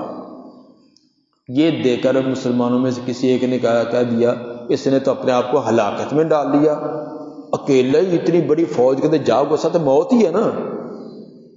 اللہ نے منع کیا کہ ولا تلقوا بایدیکم الی التہلکہ، اپنے آپ کو ہلاکت میں نہ ڈالو، اس نے قرآن کا خلاف کیا ہے، اپنے جوش کے اندر اس کو ہوش بھی نہیں رہی تو اپنے آپ کو موت کے منہ میں ڈال دیا۔ اگر یہ کسی کے تلوار لگنے سے، نیزہ لگنے سے مار گیا تو پھر کسی نے یہ بات کہہ دی۔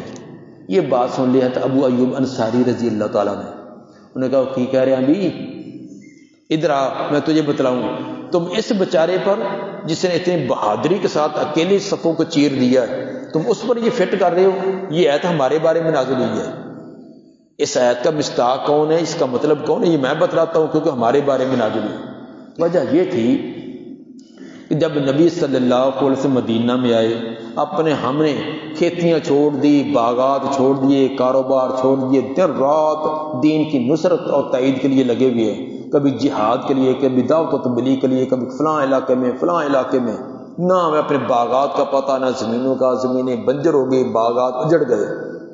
جب فتوحات ہوگی، اسلام غالب آ گیا، بہت سارے اسلام کے حلقہ میں لوگ داخل ہو گئے، ہم انصاری ایک دن بیٹھے اور مشورے کرنے لگے کہ یار اب ماشاءاللہ مسلمان بہت زیادہ ہو گئے ہیں، جہاد کرنے والے بہت زیادہ ہو گئے ہیں، تو ہم انصاری کوئی 2-4 مہینے لگا کر اپنے کھیتوں، اپنی زمینوں کا کوئی ان کو سیدھا پدرا کر لیں، وہ جو اجڑی پڑی ہیں ان کو سیٹ کر لیں، تو جہاد کرنے کے لیے، دین کا کام کرنے کے لیے اب اور بہت ہیں۔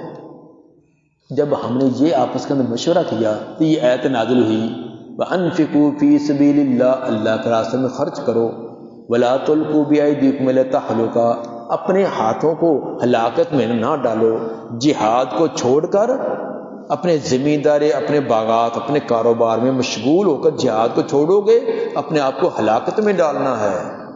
ہلاکت اس آیت کا یہ مصداق ہے، نہ کہ وہ جنہیں ہتھیلی پر جان رکھ کر صفوں کی صفیں الٹا دیے۔ وَأَحْسِنُوا، اور اخلاص سے نیکی کرتے رہو، إِنَّ اللَّهَ يُحِبُّ الْمُحْسِنِينَ، بے شک اللہ اخلاص سے عمل کرنے والوں سے بڑی محبت کرتے ہیں۔ وَأَتِمُّوا الْحَجَّ وَالْعُمْرَةَ لِلَّهِ، پورا کرو حج اور عمرہ اللہ کے لیے۔ حج یا عمرہ فرض ہو یا نفل ہو، احرام باندھنے کے بعد اس کی تکمیل کرنا لازمی ہے۔ حج فرضی ہے یا نفلی، عمرہ جو ہے وہ نفلی، جب اس کا احرام باندھ لیا اب اس کی تکمیل لازمی ہے۔ مطلب پورا کرو حج اور عمرے کو اللہ کے لیے، یا پھر مطلق کی حکم ہے کہ حج اور عمرے کے احکام پورے کیا کرو، آدھے تھوڑے بہت کر کے واپس نہ آ جایا کرو، پورے کے پورے تمام ارکان ادا کرو۔ فَأَتِمُّوا الْحَجَّ وَالْعُمْرَةَ لِلَّهِ، پورا کرو حج اور عمرہ اللہ کے لیے، اللہ کی رضا کے لیے، شہرت دکھلاوے کے لیے نہیں۔ جیسے آج کل کئی عمرے جو وہ سیاسی ہیں، سیاسی عمرے کہ آگے الیکشن آنا تھا، الیکشن میں ہمارے ساتھ نام پر لکھا ہو الحاج، لوگ کہیں گے حاجی صاحب اصل صحیح بندہ ہے، یہ کام کرے گا، تو صرف اس نے جو حج عمرے کیے ہوتے نا وہ الیکشن میں کھڑے ہونے کے لیے، تو یہ سیاسی حج عمرہ نہ کرو، اللہ کے لیے کرو۔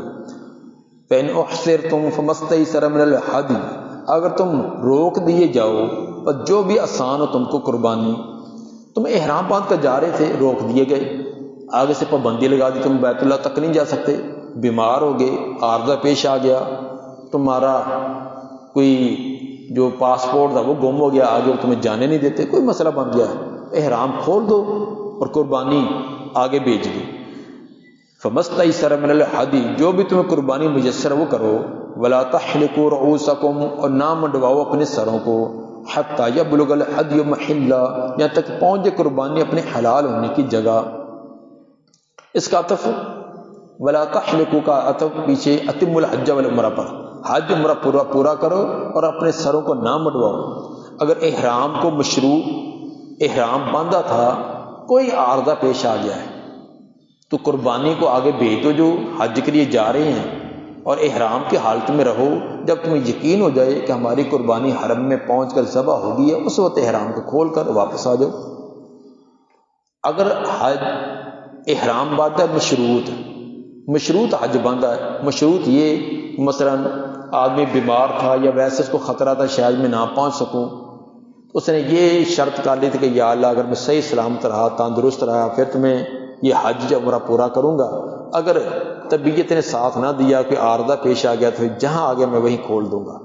اگر یہ مشروط حجت اگر کھول بھی دے گا تو پھر اس پر قربانی وغیرہ نہیں ہے، جیسے کہ صحیح بخاری کے حدیث نمبر 5089 اور مسلم کے حدیث نمبر 1207 کے اندر حضرت زبیعہ بنت زبیر بن عبد المطلب ان کو آپ نے فرمایا تھا کہ آپ یہ شرط کر لیں کہ اگر صحیح سلامت رہی تو میں اپنا یہ حج مکمل کروں گی، اگر بیماری نے مجھے گھیر لیے تو وہیں میں احرام کو کھول دوں گی۔ من کان منکم مریضا او به ادم من رأسه، پر جو تم میں سے بیمار ہو یا اس کے سار میں کوئی درد وغیرہ ہو جائے، فحالا کا راس ہو، اپنے سار کو منڈوا دے، فعل محذوف، جو بیمار ہو یا سار میں تکلیف ہو وہ اپنے سار کو منڈوا دے، ففدیۃ من صیام، تو فدیہ دے روزوں کا، اور صدقۃ یا صدقے کا، اور نسک یا قربانی کا، تین میں سے کوئی ایک کام کر لے۔ سیام کتنے یہاں وضاحت نہیں ہے، قرآن نے مطلق بیان کیا کہ روزے، صدقہ یا قربانی، حدیث نے اس کی وضاحت کی ہے، روزے 3 دن کے، صدقہ ہے تو 6 مسکینوں کو اور 1 مسکین کو نصف سا، اور نسک قربانی کے بن شات 1 بکری، جیسے صحیح بخاری کتاب تفسیر حدیث نمبر 4517 کے اندر آپ نے حضرت کیا صحابی تھے، کعب بن اجرا رضی اللہ تعالیٰ عنہ، جن کے سار کے اندر بہت جوئیں ہو گئی تھی اور ان کو سار منڈوانے کا کہا تو ان کو یہ فدیے کی وضاحت کی ہے۔ تو یہاں بھی ثابت ہوا کہ حدیث کے بغیر قرآن کا سمجھنا ممکن نہیں ہے، قرآن نے تو مطلق کہہ دیا ففدیۃ من صیام او صدقۃ او نسک، لیکن سیام کتنے ہوں گے، صدقہ کتنا ہوگا، نسک کتنی ہوگی، یہ حدیث نے وضاحت کی ہے۔ تو حدیث کے بغیر قرآن کا سمجھنا یہ ممکن نہیں ہے۔ تو جو کہتی ہیں کہ ہمیں حدیث کی ضرورت نہیں، ہمیں قرآن ہی کافی ہے، حقیقت کا وہ قرآن کو بھی منکر ہے، قرآن کو بھی انکار کرنے والے ہیں۔ فَإِذَا أَمِنْتُمْ فَمَنْ تَمَتَّعَ بِالْعُمْرَةِ إِلَى الْحَجِّ، پر جب تم امن میں آ جاؤ، دشمن سے امن ہو، پر جو فائدہ اٹھائے عمرے کا إِلَى الْحَجِّ، حج کے ساتھ، فَمَسْتَيْسَرَ مِنَ الْهَدْيِ، تو جو بھی میسر ہو اس کو قربانی، جو بھی میسر ہو قربانی کرے۔ مطلب حج تمتع اور حج قران، جس نے حج تمتع اور حج قران کیا، کیونکہ ان دونوں حجوں کے اندر ساتھ عمرہ بھی ہوتا ہے، تو اس کے لیے قربانی کرنا لازمی ہے۔ حج مفرد والے کے لیے، اکیلے عمرہ کرنے والے کے لیے قربانی لازمی نہیں ہے، حج تمتع اور حج قران والے کے لیے قربانی بھی لازمی۔ فَمَسْتَيْسَرَ مِنَ الْهَدْيِ، جو بھی میسر ہو تمہیں قربانی۔ فَمَن لَّمْ يَجِدْ فَصِيَامُ ثَلَاثَةِ أَيَّامٍ فِي الْحَجِّ، جو نہ پائے، فَمَن لَّمْ يَجِدْ الْهَدْيَ، الہدیہ مفعول محذوف، جو قربانی نہ پائے جانے کی، اس کو وسعت نہیں ہے، یہ قربانی ملتی نہیں ہے، فصیام ثلاثۃ ایام فی الحج، وہ روزے رکھے 3 دن کے حج کے ایام میں، وسبعۃ اذا رجعتم، اور 7 روزے جب تم واپس آؤ، تلک عشرۃ کاملہ، یہ 10 ہو گئے پورے۔ جس نے حج تمتع یا حج قران کیا ہے اس پر قربانی دینا لازم تھی، اور قربانی کی وہ استطاعت نہیں رکھتا یا قربانی نہیں ملی تو 10 روزے رکھے 3 حج کے ایام میں، اور 7 بعد واپس اپنے گھر اپنے وطن آ کر۔ الہدیہ لم یجد الہدیہ، جو قربانی نہ پائے، فصیام ثلاثۃ ایام، وہ روزے رکھے 3 دنوں کے، فی ایام الحج، حج کے ایام میں، وسبعۃ اذا رجعتم، 7 روزے جب تم واپس پلٹو، تلک عشرۃ کاملہ، یہ 10 ہیں پورے۔ ذالک لمن لم یکن اہلہ حاضر المسجد الحرام، یہ اس کے لیے حکم ہے جو نہ ہو رہنے والا مسجد حرام کا، جو مسجد حرام کے پاس رہنے والا نہیں۔ واتقوا اللہ، ڈرو اللہ سے، واعلموا ان اللہ شدید العقاب، جان لو کہ بے شک اللہ سخت عذاب دینے والا ہے۔ ذالک کا اشارہ کس کی طرف ہے؟ جمہور کے نزدیک، امام مالک، امام شافعی، جمہور کے نزدیک سے مراد کہ قربانی حج تمتع یا حج قران والے کے لیے یہ قربانی ضروری ہے، اور یہ غیر مکی کے لیے ہے۔ غیر مکی آدمی یہ حج قران یا حج تمتع کرے گا اور قربانی دے گا۔ جو مکی آدمی ہے، مکہ میں رہنے والا، حدود کے اندر رہنے والا ہے، وہ صرف حج کرے گا، کیونکہ اس کے لیے عمرہ تو جب چاہے کرے، اس کے لیے بہت وقت ہوتا ہے۔ یہ تو بیچارہ یہ دور دراز سے گیا ہے، اتنا لمبا سفر ہر موقع پر نہیں کر سکتا، تو چل حج کے لیے گیا تھا، ساتھ عمرے کا فائدہ بھی اٹھا لے۔ تو یہ حج کے ساتھ عمرے کا فائدہ اٹھا لینا، ایک ہی احرام کے ساتھ دونوں کام کر گزرنا، یہ ان کے لیے جو مکہ کا رہنے والا نہیں ہے۔ یہ جمہور نے ذالک کا اشارہ کیا۔ امام ابو حنیفہ رحمہ اللہ نے یہ معنی کیا ہے کہ ذالک کا اشارہ ہے کہ حج تمتع اور حج قران، ہاں جی نہیں دوبارہ دیکھیں بھی بات تھوڑی سی کمی رہ گئی۔ یہ امام مالک اور امام شافعی جمہور کے نزدیک ذالک کا یہ اشارہ ہے کہ حج تمتع اور حج قران والے کا قربانی کرنا یہ شرط ہے، یہ غیر مکی کے لیے، غیر مکی کے لیے، مکی آدمی کے لیے یہ شرط نہیں ہے۔ اور امام ابو حنیفہ کے نزدیک ذالک کا اشارہ ہے کہ حج کے دنوں کے اندر حج کے ساتھ ہی عمرہ کرنا، یہ عمرہ کرنا یہ غیر مکی کے لیے، مکی آدمی کے لیے یہ کرنا درست نہیں ہے۔ یہ دونوں کا فرق۔ راجح بات اس کے اندر جمہور کی ہے کہ یہ حج تمتع اور حج قران، اس کے اندر قربانی کا جو حکم دیا گیا یہ غیر مکی کے لیے، مکی آدمی کے لیے نہیں جو مکے کا رہنے والا ہے۔ الحج اشہر معلومات، حج کے مہینے معلوم ہیں۔ پتہ یہ حج کے مہینے کون سے ہیں؟ صحیح بخاری کی حدیث نمبر 1560 اور 1572 دونوں میں ہے کہ حج کے مہینے شوال، ذوالقعدہ اور ذوالحجہ کے 10 دن یہ حج کے مہینے ہیں۔ حج کے مہینے سے مراد ان مہینوں کے اندر احرام باندھ کر سفر کیا جا سکتا ہے، ان سے پہلے نہیں ہے۔ کوئی شوال سے بھی پہلے احرام باندھ کر سفر شروع کر دیں، یہ درست نہیں ہے۔ ان کے اندر یہ حج کے مہینے ہیں، ان کے اندر اگر آپ احرام باندھ کر سفر کریں گے، کیونکہ بعض 2 مہینے سفر کے ہوتے، لمبے سفر ہوتے، اس دور کے پیدل ہے یا گھوڑے یا اونٹ کے سفر ہے تو 2 ماہ پہلے شروع کرتے ہیں، تو جو 2 ماہ پہلے کرے گا وہ آدمی شوال کو چلے گا۔ الحج اشہر معلومات، مہینے حج کے مہینے معلوم ہیں۔ من فرض فیہن الحج فلا رفث ولا فسوق ولا جدال فی الحج، اور جو لازم کرے ان دنوں کے اندر، ان مہینوں کے اندر اپنے آپ پر حج، یعنی حج کا ارادہ کیا، احرام باندھا، جس نے فرض کر لیا، لازم کر لیا ان مہینوں کے اندر حج، فلا رفث، نہ وہ رفث کرے، بیوی کے ساتھ تعلقات قائم کرے، ولا فسوق، نہ کہ فسق گناہ کا کام کرے، ولا جدال فی الحج، اور نہ کہ جھگڑا، اختلاف تنازع جھگڑا کرے حج کے اندر۔ تو جو رفث فسوق اور جدال وغیرہ نہ کرے گا تو اس کا حج کیسا ہوگا؟ صحیح بخاری کے حدیث نمبر 1819 آپ نے فرمایا جو ان شرطوں کے ساتھ حج کرے گا وہ ایسے واپس لوٹتا ہے جس سے ماں کے پیٹ سے آج ہی پیدا ہوا۔ جیسا پیدا ہونے والا بچہ گناہوں سے پاک ہوتا ہے، اسی طرح ٹھیک صحیح حج کر کے واپس لوٹنے والا بھی گناہوں سے ایسے ہی پاک ہو جاتا ہے۔ حج کے بارے میں ہے وَمَا تَفْعَلُوا مِنْ خَيْرٍ يَعْلَمُهُ اللَّهُ، جو بھی تم خیر اور برائی کا کام کرو اس کو اللہ جانتا ہے۔ وَتَزَوَّدُوا فَإِنَّ خَيْرَ الزَّادِ التَّقْوَىٰ، اور تم زاد راہ لے لیا کرو، بے شک بہترین زاد راہ وہ تقویٰ ہے۔ وَاتَّقُونِ يَا أُولِي الْأَلْبَابِ، اور ڈر جو مجھ سے اے عقل مندو۔ ابن عباس رضی اللہ عنہ فرماتے ہیں کہ یمنی لوگ، اہل یمن، وہ بغیر زاد راہ لیے گھروں سے چل پڑتے، حج کے لیے، عمرے کے لیے، کہتے کہ ہمارا اللہ پر تقویٰ ہے، تقویٰ لے کر توکل کر کے نکلتے۔ تو جب مکہ میں آتے پھر بھیک مانگنا شروع کر دیتے، لوگوں سے مانگ کر اپنا گزارا کرتے۔ تو اللہ نے اس کا رد کیا کہ یہ کیا خالی ہاتھ نکل آتے ہوئے بھیک مانگ کر کھانا پینا کرتے رہتے ہو، تو اپنا زاد راہ گھر سے لے کر آیا کرو۔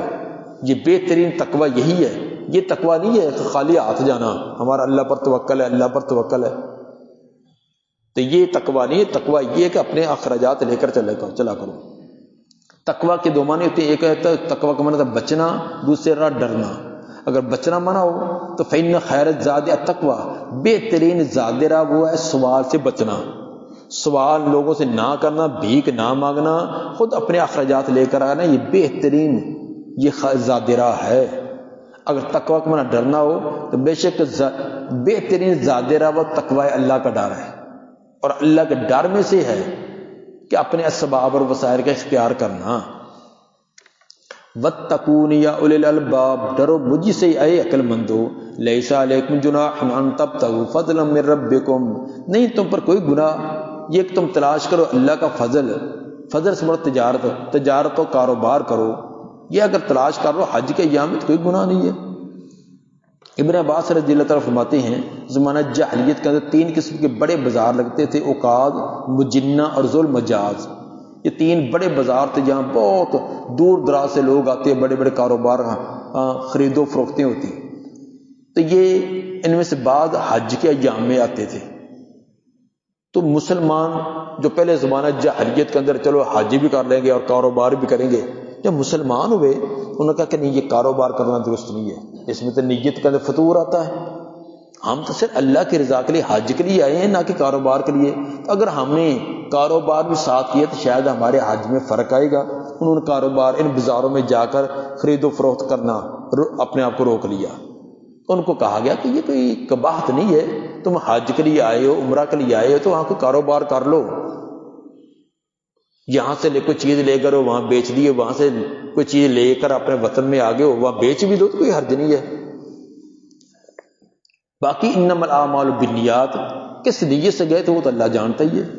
لیس علیکم جناح، تم پر کوئی گناہ حرج نہیں، ان تبتغوا فضلا من ربکم، یہ کہ تلاش کرو تم اپنے رب کا فضل۔ فاذا افضتم من عرفات، جب تم واپس لوٹو عرفات کے میدان سے، فاذکروا اللہ عند المشعر الحرام، یاد کرو اللہ کو مشعر الحرام کے پاس، وَاذْكُرُوهُ كَمَا هَدَاكُمْ، اور ذکر کرو اس کا جس طرح اس نے تمہیں ہدایت دی، وَإِن كُنتُم مِّن قَبْلِ لَمِنَ الضَّالِّينَ، اور بے شک تم اس سے پہلے، اس ہدایت سے پہلے گمراہ لوگوں میں سے تھے۔ ان مخففہ من المستقلہ، اس کا نبی صلی اللہ علیہ وسلم نے جو ذکر بتلایا اس طرح تم ذکر کرو۔ امام ابن کثیر نے سبب نزول اس کا یہ بیان کیا کہ زمانہ جاہلیت میں اس وقت بھی لوگ حج عمرے کرتے تھے۔ حج کے ایام کے اندر جو قریشی لوگ تھے وہ مزدلفہ کے اندر جا کر ڈیرہ جما کر بیٹھ جاتے، آگے عرفات میں نہ جاتے، وہاں باتیں گپوٹیشن لگا دیتے، میرے دادے نے یہ کیا، میرے بابے نے یہ کیا، میرے فلاں نے بھی یہ کیا، بڑھ چڑھ کر اپنے بڑوں کے تذکرے کرتے۔ جو باقی لوگ ہوتے غیر قریشی وہ آگے مینا سے، مینا کے آگے مزدلفہ کراس کر کے آگے عرفات میں جاتے۔ جب وہ عرفات سے واپس آتے پھر یہ اکٹھے واپس آتے تھے، لیکن ان کے انتظار کے اندر پورا دن بیٹھے گپوٹیشن لگاتے تھے، 12 ٹہنیاں اتنے با کے کھیلتے رہتے۔ ان کو کہا گیا یہ کیا تم نے بنا رکھا ہے، باپ دادے کے تذکرے شروع کر دیے، تو تم اللہ کا ذکر کیا کرو، جس طرح باقی لوگ عرفات میدان عرفات میں جاتے تم بھی جاؤ۔ یہ کہنا کہ عرفات جب وہ حرم سے باہر ہے تو ہم قریش کے لوگ جب وہ حرم کے باسی ہیں، حرم کے رہنے والے، ہم حرم سے باہر نہیں جائیں گے، تو یہ کہاں سے تم نے اصول گڑھے ہوئے ہیں؟ جس طرح باقی لوگ کرتے ہیں اسی طرح کرو۔ فَإِذَا أَفَضْتُم مِّنْ عَرَفَاتٍ، جب واپس پلٹو عرفات سے، فَاذْكُرُوا اللَّهَ عِندَ الْمَشْعَرِ الْحَرَامِ، ذکر کرو اللہ کا مشعر الحرام کے پاس، وَاذْكُرُوهُ كَمَا هَدَاكُمْ، ذکر کرو اس کا جس طرح اس نے ہدایت کی۔ اللہ کا ذکر بڑی بنیادی چیز ہے نا، تمام عبادات کے اندر مرکزی چیز جو ہے وہ ذکر الہی ہے۔ تو ذکر الہی بجلی کی سپلائی لائن کی طرح ہوتا ہے، بجلی کی سپلائی لائن آ رہی ہے، روشنی ہو رہی ہے، پنکھے چل رہے ہیں، سب کچھ چل رہا ہے، یہ آپ کا یہ سپیکر چل رہا ہے، پیچھے لائن ختم ہوگی، نہ پنکھے کام کے نہ لائٹ، پنکھے ہیں چلتے نہیں ہے، لائٹ ہے چلتی نہیں ہے، سپیکر ہے چلتے نہیں، فائدہ کیا ہوا؟ اسی طرح عبادت ہے، روزہ ہے، نماز، سب کچھ ہے، لیکن اس کے اندر ذکر ہے تو یہ انسان کے گئے کرنٹ اللہ کی ساتھ ربط و تعلق کے قائم کرنے والی۔ اگر یہ ختم ہو گیا تو اندھیرا ہی اندھیرا۔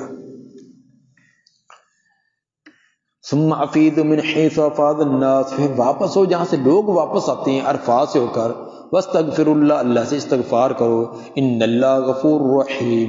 فاذا قضیتم مناسککم، جب تم پورے کر لو اپنے حج کے مناسک حج کے تمام افعال پورے کر لو، فاذکروا اللہ کا ذکرکم آباءکم، ذکر کرو اللہ کا جس طرح ذکر کرتے تم اپنے ابا و اجداد کا، او اشد ذکرا، بلکہ اس سے بھی زیادہ سخت اللہ کا ذکر کرو۔ اپنے باپ دادے کے بڑے چسکے لے کر باتیں کرتے ہیں نا، بڑھ چڑھ کر میرے فلاں نے یہ کر دیا، ہمارے فلاں نے یہ کر دیا، بڑی پھر نہ تمہیں کھانے پینے کی پرواہ ہوتی ہے، ایک دوسرے کو بڑھا چڑھا کر اپنے بڑوں کی کارنامے بیان کرتے ہو، جس طرح وہ بڑے مزے لے کر بیان کرتے ہو، اللہ کا ذکر اس طرح بیان کرو، بلکہ اللہ کا ذکر اس سے بھی زیادہ سخت انداز میں۔ ومن الناس من یقول، بس بعض لوگوں میں سے وہ جو کہتے ہیں ربنا آتنا فی الدنیا، اے رب ہمارے دے دے ہم کو دنیا ہی دنیا، دنیا ہی دنیا مانگتے ہیں، وما لہ فی الآخرۃ من خلاق، نہیں ہے ان کا آخرت کے اندر کوئی حصہ، آخرت کے اندر ان کا کوئی حصہ، مانگتے ہی دنیا، جب ہاتھ اٹھیں گے جب منہ سے نکلے دنیا دنیا دنیا، جس طرح آج لوگ ہیں۔ کبھی نہیں، کبھی آپ کو کسی نے کہا کہ حضرت صاحب دعا کریں اللہ تعالیٰ مجھے دین کی سمجھ دے، مجھے قرآن حفظ کرا دے، مجھے قرآن کا ترجمہ کرا دے، میرے بیٹے کو قاری حافظ بنا دینا؟ جب کریں گے حضرت صاحب دعا کرو کاروبار بڑا مندہ ہے، فصل جو ہے بارش ہونے والی فصل بڑی ہو جائے گی، فلاں چیز بڑا محال، گھر میں بیماری ہے، یہ تکلیف ہے، فلاں معاملہ، اپنے رونے دھونے دنیا کے دندوں کے۔ کبھی یہ نہیں کہے کہ کوئی کہے کہ یار دعا کرو کہ اللہ مجھے تہجد کی توفیق دے دے، مجھے اشراق کی توفیق دے، مجھ کے صدقہ خیرات کی تو نہ، یہ دعا کرنے کی تو کہتے ضرورت نہیں۔ اگر کوئی کر دیتا ہے غصہ آتا ہے، اوئے یہ میرے لیے کہتا ہے صدقہ خیرات کی عادت مجھے اللہ ڈالے، اگر مجھے عادت پڑے گی تو مجھے دینا پڑے گا، ایسی دعا تو برداشت نہیں ہے، دنیا ہی دنیا۔ ان کے لیے کیا فرمایا؟ ایسے جو دنیا کے طالب ہیں وَمَا لَهُ فِي الْآخِرَةِ مِن خَلَاقٍ، ان کے لیے آخرت میں کوئی حصہ ہی نہیں۔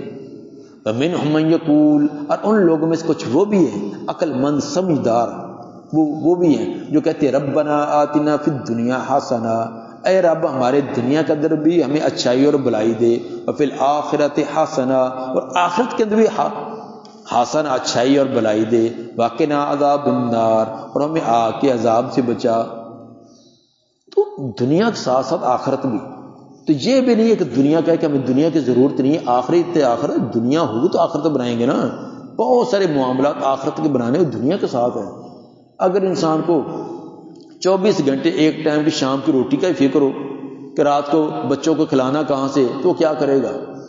تو دنیا بھی ہو جس کے ساتھ ہو اب بڑی آسودگی کے ساتھ اچھے طریقے سے اپنے دینی کام دینی معاملات کو نمٹا سکے، اس لیے دنیا پہلے ہے، کیونکہ دنیا وجود کے اعتبار سے پہلے، آخرت بعد میں، اس لیے اللہ ہمیں دنیا کے اندر بھی اچھائی دے، دنیا بھی وہ مانگتے آخرت بھی، تو دنیا کے لیے بھی محنت کرتے اور آخرت کے لیے بھی۔ دنیا کی طلب کے اندر کون کون سی چیزیں ہو سکتی ہیں؟ نیک بیوی، نیک اولاد، دین اور دنیا کا علم، اسلام کا غلبہ، امن کی زندگی، ہدایت پر چلنا، یہ سب دنیا، تو یہ دنیا کی چیزیں مانگتی ہے، اللہ یہ ہمیں عطا کر۔ اور اس جگہ آخرت چاہنے والوں کا یہ ذکر نہیں کیا کہ وہ آخرت کے طالب نہیں ہے، دنیا اور آخرت دونوں کے ساتھ کامیابی ہے۔ اسلام اس کی تعلیم نہیں دیتا کہ ایک جھونپڑی بنا کر وہاں تسبیح پر منکہ چلاتے رہو، دنیا کے لیے محنت کوشش نہ کرو، یہ اسلام کی تعلیمات نہیں ہے کہ تم لوٹا مسلح لے کر بیٹھے رہو اور دنیا کا کچھ نہ کرو، اور ہندو سادھوؤں کی طرح اور عیسائی رہبانیوں کی طرح ان کی تقلید کر کے تار کے دنیا بن جاؤ اور دنیاوی علوم اور فنون اور ان کی ترقی چھوڑ دو، یہ اسلام نہیں کرتا۔ اسلام کہتا ہے کہ دنیا کے لیے بھی کوشش کرو، تم مغلوب ہونے کے بجائے غالب کرو۔ آج ہر میدان کے اندر ہم مغلوب ہیں، سائنس میں، ٹیکنالوجی میں، ہر نئی چیز کا غیر مسلموں کی تابع ہیں، تو تم غالب ہو، لوگ تم سے یہ چیزیں لیں۔ تو اس لیے دنیا کا حاصل کرنا کوئی بری چیز نہیں ہے، لیکن بشرط یہ کہ اس دنیا کے ساتھ دنیا بھی اور آخرت بھی دونوں بنائی جائے۔ اولئک لہم نصیب مما کسبوا، یہی لوگوں کے لیے ایک حصہ جو انہوں نے کمایا، واللہ سریع الحساب، اور اللہ جلدی حساب لینے والا ہے۔ واذکروا اللہ فی ایام معدودات، اور یاد کرو اللہ کو گنتی کے ایام میں۔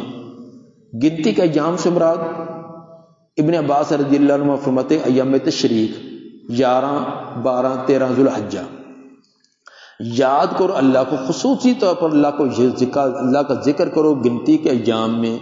ومن تعجل فی یومین، اور جو جلدی کر لے 2 دن میں، فلا اثم علیہ، اس پر کوئی گناہ نہیں۔ ومن تأخر، جو مؤخر کرے پورا 3 دن تک ایام تشریق مینا میں رہے، فلا اثم علیہ، اس پر بھی کوئی گناہ نہیں۔ لمن اتقى، جو کہ تقوی اختیار کرے۔ واتقوا اللہ، اللہ سے ڈرو۔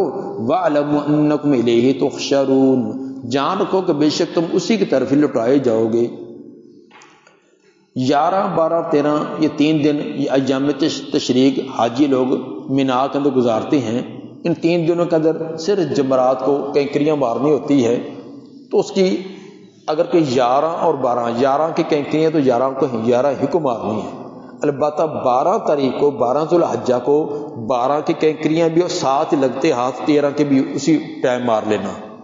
11 12 اور 13 کی کینکریاں جمروں کو اکٹھی مارنا، اکٹھی مار کے 12 کو واپس آ جائیں، ٹھیک ہے، رخصت ہے. لیکن جو کہتا ہے کہ نہیں میں نے 11 کی 11 کو کینکریاں ماروں گا، 12 کی 12 کو، 13 کے 13 کو مار کر آئے، یہ بہت اچھا طریقہ ہے. تو بہرحال یہ رخصت دی ہے کہ 12 تاریخ کو 12 اور 13 دونوں کی مار کے جلدی واپس آ سکتے ہیں.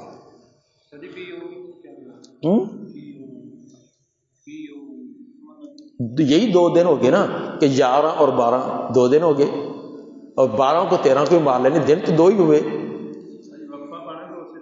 اسی ٹائم وقفہ کیا یہ تو نہیں کہ پہلے مار کر پھر چکر لگا کر پھر وہاں کہاں آتے ہیں، وہاں واپس آنے نہیں دیتے.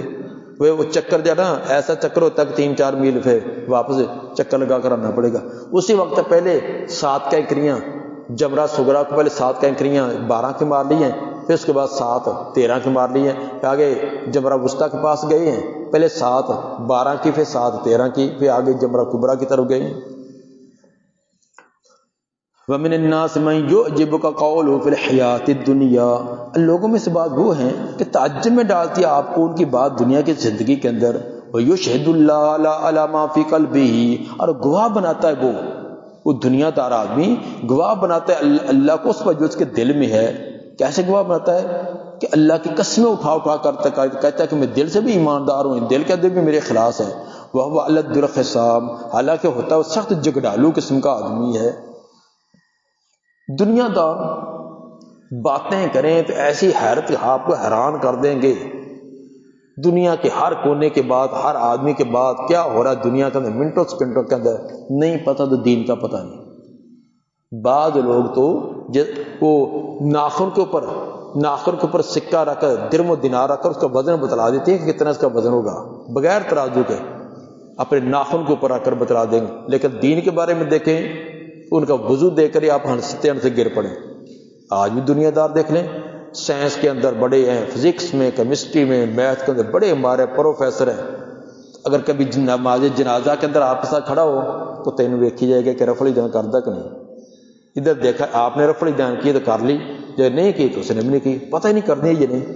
تکبیریں کتنی ہوتی ہیں کوئی پتہ نہیں، لیکن ہے پروفیسر ڈاکٹر، لیکن دین کا اس کو کوئی پتہ نہیں ہے. گواہ بناتا ہے اللہ کو علی ما فی قلبی، جو اس کے دل میں ہے. وہ الد الخصام، اللہ کیا ہے وہ سخت جھگڑالو ہوتا ہے. الد کا معنی سخت جھگڑالو، اور اخصام جھگڑا باب مفعلہ، تو بات پر جھگڑا اور پھڈا ڈالنے والا. حضرت عائشہ رضی اللہ تعالیٰ فرماتی ہیں کہ نبی صلی اللہ علیہ وسلم نے فرمایا اللہ کے ہاں سب سے مبغوض آدمی الد الخصام ہے کہ ہر بات میں ہر ایک سے گلے پڑا رہے. صحیح بخاری کی روایت، صحیح بخاری کا حدیث نمبر 4523. تو بعض لوگوں کی فطرت میں ہوتا ہے، ان کے اندر معمولی سے بھی ان کے کسی رگڑ لگے تو بڑک اٹھتے ہیں. بعض لوگ ہوتی ہیں ماچس کی تیلی ہوتے ہیں. ماچس کی تیلی کیا ہے؟ معمولی سا رگڑا کھائے گی تو بڑک اٹھے گی. ماچس کی تیلی ایسے ہوتی نا، رگڑا کھاتی جاتی ہے بڑک اٹھتی ہے. تو بعض لوگ اتنے ہی ہوتے ہیں. تو دماغ جو انسان کا بھی سار ہے اور ماچس کی تیلی کا بھی سار ہوتا ہے، لیکن ماچس کی تیلی کا جو سار ہے اس کے اندر دماغ نہیں ہے، اس کے رگڑ کھانے سے بڑک اٹھتی ہے. انسان کا تو دماغ ہے، یہ رگڑ کھانے سے ہی بڑکتا. تو جو معمولی سی بات پر بڑک پڑے، گلے پڑ جائے تو انسان نہیں ہے، وہ ماچس کی تیلی ہے. اور ماچس کی تیلی خود بھی جلتی ہے، دوسروں کو بھی جلاتی ہے. تو یہ معمولی باتیں معاشرے میں ہو جاتی ہے. کسی کا کندھا لگ گیا، کسی کا پاؤں آ گیا، کسی نے 2-4 روپے کی کمی بیشی کر لی، کسی نے کوئی اونچی بات کر دی، کیا ہو گیا ہے. اور یہ بھی ایک فطرت کا اصول ہے، جو اوے نہیں برداشت کرتا اس کو تھپڑ برداشت کرنا پڑتا ہے. اگر کہ اوے کہہ لے برداشت کر لو، اوے برداشت کر لو گے نا تھپڑ سے بچ جاؤ گے. اگر کسی نے کہہ دیا اوے تو کی کر دے تیری ایسے ہے، میں نے اوے کہہ دیا تو نتیجہ کیا ہوگا؟ ایک تھانے ہوگا، ایک ہسپتال ہوگا. اگر برداشت کریں گے تیرے اس کے اندر بات ہی بات ختم ہوگی. ہمارے اندر برداشت کا مادہ نہیں ہے. پوری کی پوری قوم کا حال یہ ہے. اوے تک برداشت نہیں کرتے. وہ مولانا یونس باق رحم اللہ، انہوں نے اپنی زندگی کا جو آخری جمعہ پڑھایا اس کے اندر انہوں نے ایک واقعہ سنایا. انہوں نے کہا کہ میرا ایک مقتدی یا جاننے والا، اس نے خود بتلایا کہ میں نے ایک گالی برداشت نہ کی تو 23 سال مجھے گالیاں برداشت کرنی پڑی. ایک گالی برداشت نہ کی تو مجھے 23 سال گالیاں برداشت کرنی پڑی. ہوا کیا؟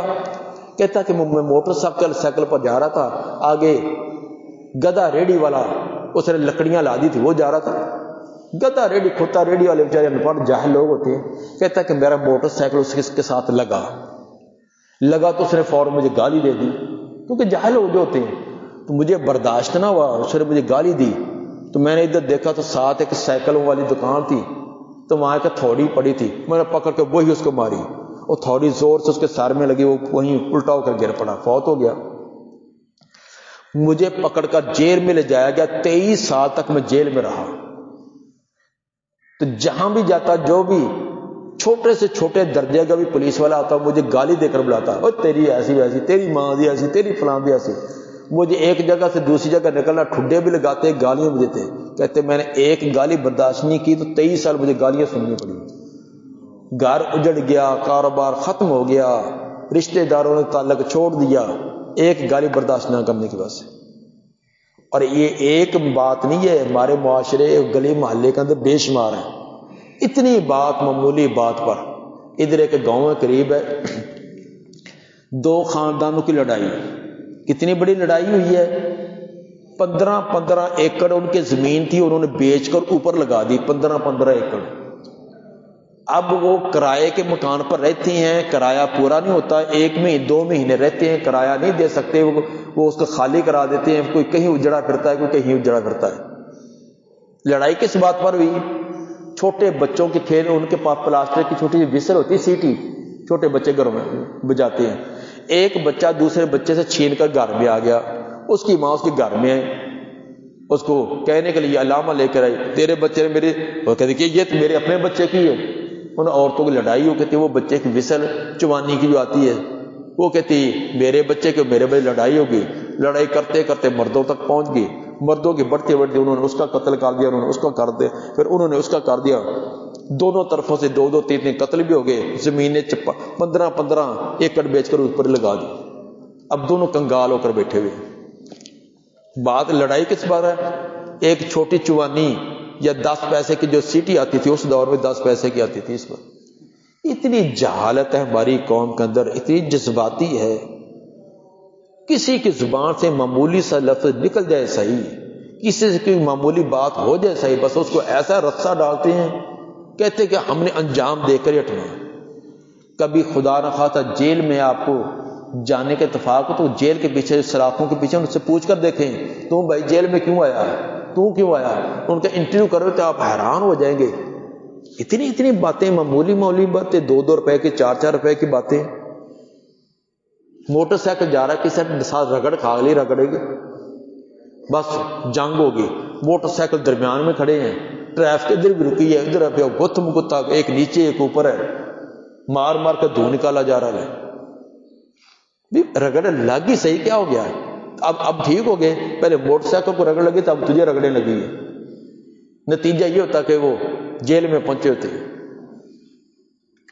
برداشت بہت ہے، برداشت کریں، کوئی برداشت کر لیں، تھپڑ سے بچ جائیں گے. کسی نے 10 روپے نہیں دیے، برداشت کر لیں، آپ کو ہزاروں مل جائیں گے. ورنہ 10 روپے کے پیچھے 10,000 آپ کو لگانا پڑے گا. وہ الد الخصام، اور وہ سخت جگڑالو بھی ہے. جو سخت جگڑالو ہو اس کے اندر تقویٰ نہیں ہو سکتا، وہ تقوی والا نہیں ہو سکتا. وَإِذَا تَوَلَّى سَعَىٰ فِي الْأَرْضِ لِيُفْسِدَ فِيهَا، جب وہ واپس پلٹتا ہے، قسمیں اٹھا کر یقین دلانے والا جب واپس پلٹتا ہے، سعیٰ فی الارض، کوشش کرتا ہے زمین کے اندر، یفسد فیہا، یا تاکہ اس کے اندر فساد مچائے، ویہلک الحرث والنسل، اور ہلاک کرے کھیتیوں کو اور نسلوں کو. واللہ لا یحب الفساد، اور اللہ نہیں پسند کرتا فساد کرنے والوں سے، ان کو پسند نہیں کرتا. تولا کا ایک معنی تو واپس پلٹنا. ایسا آدمی جو اکھڑ طبیعت والا، بد مزاج، بات پر جھگڑا ڈالنے والا، اس سے کوئی خیر کی امید ہو سکتی ہے؟ کبھی بھی نہیں. تولا کا دوسرا معنی تو والی بننا. اگر ایسے آدمی کو کسی علاقے کا نگران، ذمہ دار، والی بنا دیا جائے تو خیر کی امید نہیں ہے، اس نے فساد اور بگاڑ ہی کرنا ہے، کیونکہ اس کی فطرت کے اندر یہ چیز ہے. وَإِذَا قِيلَ لَهُ اتَّقِ اللَّهَ، جب ایسے آدمی کو کہا جائے اللہ سے ڈر، أَخَذَتْهُ الْعِزَّةُ بِالْإِثْمِ، پکڑ لیتی ہے اس کو عزت گناہ کے ساتھ. وہ سمجھتا کہ میری انسلٹ ہوگی. کہا جائے نا آپ یار یہ زیادتی نہ کرے، جرم نہ کریں، وہ سمجھتا کہ میری انسلٹ کر دیے، وہ اور بغاوت میں سرکشی میں آ جاتا ہے. أَخَذَتْهُ الْعِزَّةُ بِالْإِثْمِ، پکڑ لیتی ہے اس کو اپنی عزت گناہ کے ساتھ، یعنی اپنی عزت اور وقار بنانے کے لیے ہر گناہ کر گزرتا ہے. فَحَسْبُهُ جَهَنَّمَ، کافی اس کو جہنم. وَلَبِئْسَ الْمِہَادُ، برا ٹھکانہ. وَمِنَ النَّاسِ مَن يَشْرِي نَفْسَهُ ابْتِغَاءَ مَرْضَاتِ اللَّهِ، اور بعض لوگوں میں سے وہ بھی ہیں جو بیچ دیتے ہیں اپنے نفسوں کو اللہ کی رضا کے لیے. کچھ وہ جنہوں نے اللہ کی رضا کے لیے اپنے آپ کو بیچ دیا، مٹی ہو گئی. جو اللہ کا حکم ہے بس سر تسلیم خم ہے مزاج یار میں جو آئی. بعض نے تو اس سے مراد حضرت صہیب رضی اللہ تعالیٰ نے لیے تو سب کچھ انہوں نے چھوڑ دیا، اپنے شاہانہ انداز چھوڑ دیا، والدین بہن بھائی کو چھوڑ دیا، حتیٰ کہ صبح ان کا لباس اور ہوتا تھا، شام اور ہوتا تھا. جب مسلمان ہوئے ہیں ماں نے سب سے اتروا لیا، حتیٰ کہ گھر میں پرانا ٹاٹ بوری پڑی تھی وہ پھینک دی، وہی لپیٹ کر جسم پر مدینہ میں پہنچی. سب کچھ چھوڑ دیا اللہ کی رضا کے لیے. حضرت صہیب رومی. لیکن ایت عام ہے، تمام مہاجرین اور انصار ایسے تھے، مہاجرین اور انصار سب ہی ایسے تھے، انہوں نے سب کچھ لٹا دیا تھا اللہ کی رضا کے لیے. لوگوں میں سے بعض وہ ہیں جنہوں نے بیچ ڈالا اپنے نفسوں کو اللہ کی رضا مندی کے لیے. واللہ رعوف بالعباد، اللہ بڑی نرمی کرنے والا اپنے بندوں کے ساتھ. یا ایھا الذین آمنوا ادخلوا فی السلم کافہ، اے ایمان والو داخل ہو جو اسلام کے اندر پورے کے پورے اسلام میں داخل ہو. السلم ذو الحال، کافۃ اس سے حال. ایک معنی یہ ہے کہ داخل ہو جو اسلام کے اندر اس حال میں کہ اسلام پورا کا پورا ہو. یہ نہیں کہ جب مفاد نظر آئے تو اسلام میں آگے پیچھے بے دینی، جس طرح کہ ہمارے اکثر مسلمانوں کا حال ہے. جب شادی کے موقع پر مسلمان، نکاح کے موقع پر مسلمان آگے پیچھے جو مرضی کرتے رہیں، تو یہ ایسا نہیں. یا زیادہ رمضان کا تو مسلمان آگے پیچھے 11 مہینے جیسے مرضی گزرتے رہیں، ایسے نہیں، پورے اسلام میں داخل ہو. دوسرا کافہ، یہ ادخلو کی ضمیر جو نا انتم، اس سے بھی یہ حال بن سکتا ہے. اے ایمان والو داخل ہو جو تم اسلام کے اندر، داخل ہو جو تم پورے داخل ہو. تمہارا کوئی عضو بھی اسلام سے باہر نہ ہو. تمہاری ایک دکان، تمہارا کاروبار، تمہاری شادی، تمہاری غمی، تمہاری حجامت، تمہارا لباس، سب اسلام میں داخل ہو. میٹھا کھا اور کوڑا تھو نہ ہو. وَلَا تَتَّبِعُوا خُطُوَاتِ الشَّيْطَانِ، نہ پیروی کرو شیطان کے قدموں کی، شیطان کے اعمال مت اختیار کرو. اِنَّهُ لَكُمْ عَدُوٌّ مُّبِينٌ، بے شک تمہارا دشمن ہے واضح. فَإِنْ زَلَلْتُم مِّن بَعْدِ مَا جَاءَتْكُمُ الْبَيِّنَاتُ، اگر تم پھسل جاؤ بعد اس کے کہ آگے تمہارے پاس بینات واضح دلیلیں. فَاعْلَمُوا أَنَّ اللَّهَ عَزِيزٌ حَكِيمٌ، جان لو بے شک اللہ بڑے غلبے والا، بڑی حکمتوں والا ہے. هَلْ يَنظُرُونَ إِلَّا أَن تَأْتِيَهُمُ اللَّهُ فِي ظُلَالٍ مِّنَ الْغَمَامِ، نہیں وہ انتظار کرتے. اللہ سے پہلے حل آ جائے تو وہ نفی کے معنی میں ہوتا ہے. اللہ سے پہلے حل آ جائے، ان آ جائے، ما آ جائے، وہ نافیہ ہوتے ہیں. نہیں وہ انتظار کرتے مگر یہ کہ آئے ان کے پاس اللہ فی ظلال من الغمام، بادلوں کے سائے بانوں میں. ذلتن کی جمع سائے، من الغمام بادلوں کے سائے میں سے آ جائے. بل ملائکۃ، اور فرشتے بھی.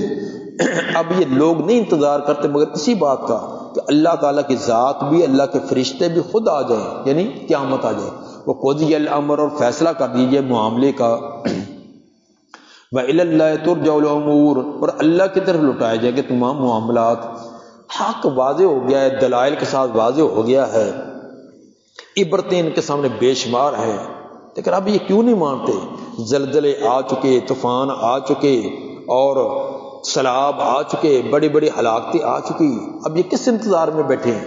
انتظار میں ہے کہ اسرائیل آئے، اسرائیل آئے اور اپنے پنجے گاڑ کر روح کو کھینچنا شروع کرے، پھر یقین آئے گا کہ واقعی یہ دنیا کی کوئی حقیقت نہیں تھی، آخرت کی زندگی اصل تھی، دین اصل تھا، دنیا کوئی حقیقت نہ تھی۔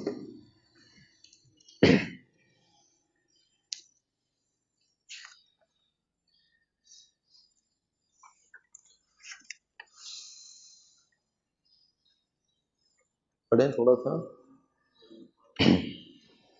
سل بنی اسرائیل کم آتیناہم من آیۃ بینہ، سوال کیجئے بنی اسرائیل سے زجر و توبیخ کے لیے، سوال کے لیے نہیں، زجر و توبیخ، مطلب جو طرح طرح کے مطالبات کرتے ہیں، یہ ہوگا تو تب مانیں گے، فلاں ہوگا تو تب مانیں گے، فرشتے ہمارے سامنے ہمیں آئیں تو تب مانیں گے، یہ طرح طرح کے الٹے سیدھے سوال کرنے والے، ان سے سوال کیجیے۔ سل بنی اسرائیل، سوال کیجیے بنی اسرائیل سے، کم آتینا من آیۃ بینہ، کتنی دی تھی ہم نے ان کو واضح آیات۔ کیا یہ سوال کرتے کہ فلاں کام ظاہر ہو جائے تب مانیں گے؟ یہ ماننے والی نسلیں نہیں ہیں۔ بنی اسرائیل کتنے سوال کیے تھے، ان کے سوالوں کے مطابق تمام معجزات موسیٰ علیہ السلام دکھلائے، کیا وہ مانے تھے؟ یہ بھی تو انہی کی نسل ہے نا۔ یہ سوال اس لیے نہیں کرتے کہ اگر ہمارا سوال پورا ہوگا تب مانیں گے، صرف ایک کٹ حجتیاں ہیں، انکار کے ایک طریقے ہیں، حجت بازیاں ہیں۔ سوال کیجیے بنی اسرائیل سے، کتنی دی تھی ہم نے ان کو نشانیاں واضح طور پر۔ وَمَن يُبَدِّلْ نِعْمَةَ اللَّهِ مِن بَعْدِ مَا جَاءَتْهُ، بعد اس کے جو تبدیل کر دے اللہ کی نعمت ہے بعد اس کے جو اس کے پاس آ گئی، نعمتوں کا شکر ادا کرنے کے بجائے ناشکری اور کفر والا راستہ اختیار کر لینا، یہ تبدیل کرنا ہے۔ جو تبدیل کرے اللہ کی نعمت کو بعد اس کے جو نعمت اس کے پاس آ گئی، فإن اللہ شدید العقاب، تو بے شک اللہ اس کو سخت عذاب دینے والا ہے۔ زُيِّنَ لِلَّذِينَ كَفَرُوا الْحَيَاةُ الدُّنْيَا، مزین کر دی گئی کافروں کے لیے دنیا کی زندگی، وَيَسْخَرُونَ مِنَ الَّذِينَ آمَنُوا، اور وہ استہزار مسخریاں کرتے ہیں ان لوگوں سے جو ایمان لائے۔ ایمان نہ لانے کا ایک بڑا سبب دنیا کی دلچسپی، دنیا ہی دنیا، چونکہ ایک مومن کو دنیا کے ساتھ کوئی تعلق نہیں ہوتا، وہ تو قوت لا یا موت کے مطابق ہی اپنا گزارا کرتا ہے، اس لیے وہ ان کو ایک مذاق بناتے لائی، یہ ان کو سادھو سمجھتے ہیں اور سمجھتے کہ یہ ایک دیوانے جن کو کوئی ہوش نہیں ہے، پوری زندگی نہ کوئی مکان بنایا، نہ کوئی فلاں بنایا، نہ کوئی کھانے کے لیے نہ پینے، وہ سمجھتے یہ بیوقوف لوگ ہیں، ہم عقل مند ہیں جنہوں نے زمینیں بھی بنا لی، مربے بھی بنا لیے، کوٹھیاں بھی بنا لی، کاریں بھی بنا لی، حلال حرام ہڑپ کر کے، بجلی چور، گیس چور، درخت چور، سب کو چور کر کر کے بنا لیے، بڑے عقل مند ہیں۔ یہ تنخواہ سے گزارا کر رہا ہے، کچھ نہیں کرتے، لیکن ان کوئی عقل نہیں ہے۔ آج کے معاشرے کے اندر جو سیدھا سیدھا حلال حرام کا فرق کرتا ہے، جائز کرتا ہے ناجائز نہیں کرتا، ان کا ایک بنتا ہے، یہ ابھی بس یہ بیچارہ سندڑ جا آدمی ہے، یہ کوئی نہیں ہے۔ جو ہو بڑا چاتر، سجا دکھا کے کھبا لائے، کہتے ہیں عقل مند، اے اصل بندہ۔ زُيِّنَ لِلَّذِينَ كَفَرُوا الْحَيَاةُ الدُّنْيَا، مزین کر دی گئی ان لوگوں کے لیے جنہوں کفر کے دنیا کی زندگی، بس دنیا کی زندگی کے لیے مر جاتے ہیں، ایک چوانی کے لیے مر جاتے ہیں۔ یسخرون من الذین آمنوا، اور مذاق کرتے ہیں ان لوگوں سے جو ایمان لائے، کبھی ان کے شلوار پر اٹیک، اونچی ستھنی والے، کبھی ان کی داڑھی پر اٹیک، کبھی ان کی ٹوپی پر اٹیک، ان کے 24 گھنٹے ان پر استہزاء میں بیٹھے رہتے ہیں۔ والذین اتقوا فوقہم یوم القیامہ، اور وہ لوگ جنہوں نے تقوی اختیار کیا یہ ان کے اوپر ہوں گے قیامت کے دن۔ آج یہ مذاق کرتے ہیں نا، قیامت کے دن وہ ان کو مذاق کریں گے، جب فرشتے مار مار کر گھسیٹ کر جہنم میں پھینکیں گے نا، کہیں گے چکھو مزہ، اب پورا ہو گیا تمہارا گھر، یا ہم سفارش کریں کہ 4 جوتے اور لگیں، اس وقت یہ مومن لوگ ان کو اس طرح مذاق کریں گے۔ والذین اتقوا فوقہم یوم القیامہ، اور وہ لوگ جو تقوی جنہوں نے اختیار کی، پوری زندگی تقوی والی، کسی حرام کے قریب نہیں، کسی کا حق نہیں کھایا، فوقہم یوم القیامہ، ان کے اوپر ہوں گے قیامت کے دن۔ واللہ یرزق من یشاء بغیر حساب، باقی رہا دنیا کا مال، یہ اللہ کا رزق ہے، جس کو چاہتا دے دیتا ہے۔ تو اللہ کا یہ دنیا کا مال مل جانا، یہ اللہ کی رضامندی کی علامت نہیں ہے کہ جس کو زیادہ مل گیا وہ اللہ کا بڑا پیارا محبوب ہے، نا۔ اللہ نے قارون کو کتنے خزانے دیے تھے، فرعون کو کتنے، نمرود کو کتنے خزانے دیے تھے، اور دوسری طرف نبی اللہ کے جو پیغمبر ہیں ان کے گھر کا ہی کے ادھر کھانے کے لیے کچھ نہیں ہے. یہ دنیا کا مال مل جانا یہ اللہ کی رضامندی کی علامت نہیں، اور مال کا نہ ملنا اللہ کی ناراضگی کی علامت نہیں ہے. واللہ یرزق من یشاء بغیر حساب، اور اللہ رزق دیتا ہے جس کو چاہتا بغیر حساب کے. کان الناس امۃ واحدہ، تھے لوگ ایک ہی امت. فبعث اللہ النبیین مبشرین ومنذرین، بھیجا اللہ تعالی نبیوں کو بشارتیں دینے والے اور ڈرانے والے. وانزل معهم الکتاب بالحق، اور اتاری ان کے ساتھ کتاب حق کے ساتھ. یحکم بین الناس فیما اختلفوا فیہ، تاکہ وہ فیصلہ کرے لوگوں کے درمیان اس چیز میں جن کا وہ اختلاف کرتے رہے. وما اختلف فیہ الا الذین اوتوہ من بعد ما جاءتہم البینات، نہیں اختلاف کیا فیہ اس میں، فیہ کے ذمہ دین، نہیں اختلاف کیا اس دین میں مگر ان لوگوں نے جو دیے گئے بعد اس کے جو دیے گئے ہیں یہ کتاب، بعد اس کے آگے ان کے پاس واضح دلیلیں. بغیم بینہم، آپس میں سرکشی اور بغاوت کرتے ہوئے. جہالت کی وجہ سے اختلاف نہیں کیا، حق آ گیا، دلائل آ گئے، پھر بھی انہوں نے صرف نے دنیا پرستی کے لیے، دنیا کے مفادات کے لیے اختلافات کیے. فَهَدَى اللَّهُ الَّذِينَ آمَنُوا لِمَا اخْتَلَفُوا فِيهِ مِنَ الْحَقِّ بِإِذْنِهِ، بس ہدایت دی اللہ تعالیٰ نے ان لوگوں کو جو ایمان لائے تھے اس چیز کے اندر جس کے اندر انہوں نے اختلاف کیا تھا حق میں سے. بِإِذْنِهِ، تو اللہ نے ہدایت دی اپنی توفیق کے ساتھ. وَاللَّهُ يَهْدِي مَن يَشَاءُ إِلَىٰ صِرَاطٍ مُسْتَقِيمٍ، اور اللہ ہدایت دیتا ہے جس کو چاہتا ہے صراط مستقیم کی. ام حسبتم ان تدخلوا الجنہ، کیا تم گمان کیے بیٹھے ہو کہ داخل ہو جاؤ گے جنت میں. ولما یاتکم مثل الذین خلوا من قبلکم، ابھی تک نہیں آئی تمہارے پاس مثالیں ان لوگوں کی، باتیں ان لوگوں کی جو گزر چکے تم سے پہلے. مخالفین کا ذلتوں سے پریشان ہو کر صحابہ کرام نے آپ سے شکایت کی کہ اللہ کے رسول اتنی تکلیفیں، اتنے غم، اتنی پریشانیاں. اس وقت یہ آیت نازل ہوئی کہ آپ اتنی جلدی پریشان ہو گئے. صحیح بخاری کا جس میں 6943 آپ نے فرمایا کہ پہلے لوگوں کو زمین کے اندر گاڑ کر ان کے سر پر آرا رکھ کر چیر دیا گیا، لوہے کی کنگھیوں کے ساتھ ان کے گوشت ان کی ہڈیوں سے الگ کر دیے گئے. اتنی تکلیفوں کے باوجود بھی یہ تکلیفیں ان کو حق سے نہ پھیر سکی. تو تم اتنی جلدی پریشان ہو گئے ہو، ایک وقت آئے گا اسلام کا غلبہ ہوگا. ایک سوار صنعاء سے حضرموت تک سفر کرے گا اکیلا تن تنہا، اس کو راستے کا کوئی ڈر نہیں ہوگا. یہ ایسے وقت آنے والے ہیں. بخاری کے حدیث نمبر 6943. ام حسبتم ان تدخلوا الجنہ، کیا تم گمان کر لیا کہ تم داخل ہوگے جنت میں. ولما یاتکم مثل الذین خلوا من قبلکم، ابھی تک نہیں آئی تمہارے پاس حالت ان لوگوں کی، حالات ان لوگوں کے جو گزرے تھے تم سے پہلے. سر لا الہ الا اللہ کہہ دینا کافی نہیں، اس کے پیچھے بڑی بڑی مشکلات اور پریشانیاں اور پوری دنیا کے غم کو یہ دعوت دینی ہے. مستہم البأساء والضراء، پہنچی تھی ان کو بأساء تنگیاں، بڑی تنگی پہنچی، والضراء تکلیفیں، وزلزلوا اور ہلا دیے گئے، جھنجھوڑ دیے گئے. حتیٰ یقول الرسول، یہاں تک کہ کہہ اٹھے رسول بھی، ان عامی تو عامی لوگ، حتیٰ کہ رسول بھی یہ پکار اٹھے. والذین آمنوا معہ، اور وہ لوگ بھی جو ان کے ساتھ ایمان لائے تھے، کیا پکار اٹھے؟ متی نصر اللہ، متی یاتی نصر اللہ. نصر اللہ یہ فاعل ہے یاتی کا، کب آئے گی اللہ کی مدد. ان کا یہ کہنا کوئی اعتراض یا شکوے شکایت کے طور پر نہیں تھا، بلکہ اپنی بے بسی کے عالم میں، اپنی عاجزی کی حالت کے اندر یہ زبان سے یہ الفاظ نکلے کہ یا اللہ مدد کب آئے گی. ہماری اولادوں کو ختم کر دیا گیا، گھر باروں سے نکال دیا گیا، تکلیفیں سانس لینا مشکل ہو گیا، یا اللہ کب تیری مدد.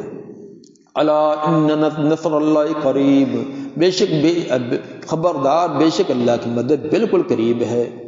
یسألونک ماذا ينفقون، وہ سوال کرتے ہیں آپ سے کہ وہ کیا خرچ کریں. گزشتہ آیات میں ایمان نہ لانے کا ایک سبب بیان کیا تھا کہ دنیا کا مال و متاع، اس سے بچنے کا ایک ہی طریقہ وہ اللہ کے راستے میں خرچ کریں. جس دولت کے ساتھ عقیدت محبت ہے اور دین کی طرف نہیں آنے دیتی، جب تک اس کو اللہ کے راستے میں نہیں لوٹاؤ گے تو دین نہیں آئے گا. یسألونک ماذا ينفقون، کہہ دیے سوال کرتے ہیں آپ سے وہ کیا خرچ کریں. قل ما انفقتم من خیر، کہہ دیے جو بھی تم خرچ کرو خیر، خیر سے مال سے، مال میں سے جو بھی تم خرچ کرو، فللوالدین والاقربین، اس والدین پر، للوالدین من علی الوالدین، لام علی کے معنی میں جو بھی تم خرچ کرو مال میں سے والدین پر کرو، والاقربین قریبی رشتہ داروں پر کرو، والیتامى والمساکین یتیموں اور مسکینوں پر، وابن السبیل مسافروں پر، وما تفعلوا من خیر جو بھی تم خیر اور بھلائی کا کام کرو، فإن اللہ بہ علیم تو بے شک اللہ اس کو خوب جاننے والا ہے۔ کیا خرچ کریں، کہاں کریں، جو بھی کرو، جتنا کرو گے جتنا گو ڈالو گے اتنا میٹھا، جتنا زیادہ خرچ کرو گے اتنے درجات پالو گے۔ کرنا کس پر ہے؟ والدین بھی مستحق ہے، قریبی رشتہ دار، بہن بھائی، عزیز و کرم، چچا تایا، خالہ پھوپھی، یتیم بھی، مسکین بھی، مسافر بھی، جتنے بھی مستحق افراد ہوتے ہیں ان کی ضرورت کے مطابق ان کو دو۔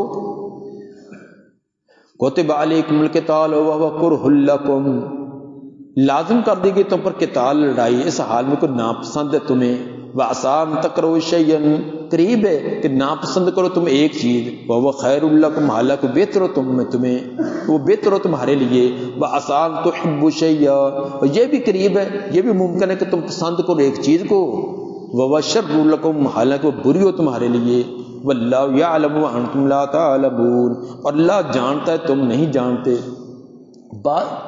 یہ انسان کی سوچ اور فکر اور ہوتی ہے، بعض اوقات انسان ظاہری طور پر سمجھتا ہے کہ میرے لیے نفع بخش نہیں ہے، مثلا جہاد اور قتال، سمجھتا کوئی قتال لڑ مر جائیں گے، زخمی ہو جائیں گے، حالانکہ یہ بہتر ہے۔ اگر جہاد نہیں کرو گے تو دشمن کا غلبہ ہوگا، تمہاری بیویاں چھین لیں گے، بچے چھین لیں گے، دولتیں چھین لیں گے، تمہیں غلام لونڈیاں بنا لیں گے، پھر اچھے رہو گے؟ اب بتلاؤ جہاد بہتر ہے یا غلامی بہتر ہے؟ سب کچھ لٹا بھی دو، پوری زندگی ان کی غلامی میں بھی رہو، پھر ان کی مرضی تمہیں زندہ رکھے یا قتل کر دیں۔ اس سے بہتر ہے کہ دولت خرچ کر کے اپنے تلوار لے کر نکلو، تم غلبہ پاؤ ان کی جائیدادوں پر، ان کی کمائیاں تم ان کے کھاؤ پیو، ان کی عورتوں کو لونڈیاں بناؤ، ان کے اولادوں کو غلام بناؤ، یہ بہتر ہے یا دوسرا پہلو بہتر ہے؟ اسی طرح اسلام کے غلبے کے لیے مال دینا، مال دو گے اسلام کا غلبہ ہوگا، معاشرے کے اندر دینداری ہوگی تو کوئی اچھے کام کر سکو گے۔ اگر بے دینی غالب رہی، وہ بے دینی تم خود ہی کرتے ہو، نہ اس کے لیے محنت کی، نہ کوشش کی، نہ روپیہ، نہ پیسہ، نہ ہمت، نہ اولاد خرچ نہیں کی، تو بے دینی غالب آنی ہے۔ سبحان ربک رب العزت عما یصفون وسلام علی المرسلین والحمد للہ رب العالمین۔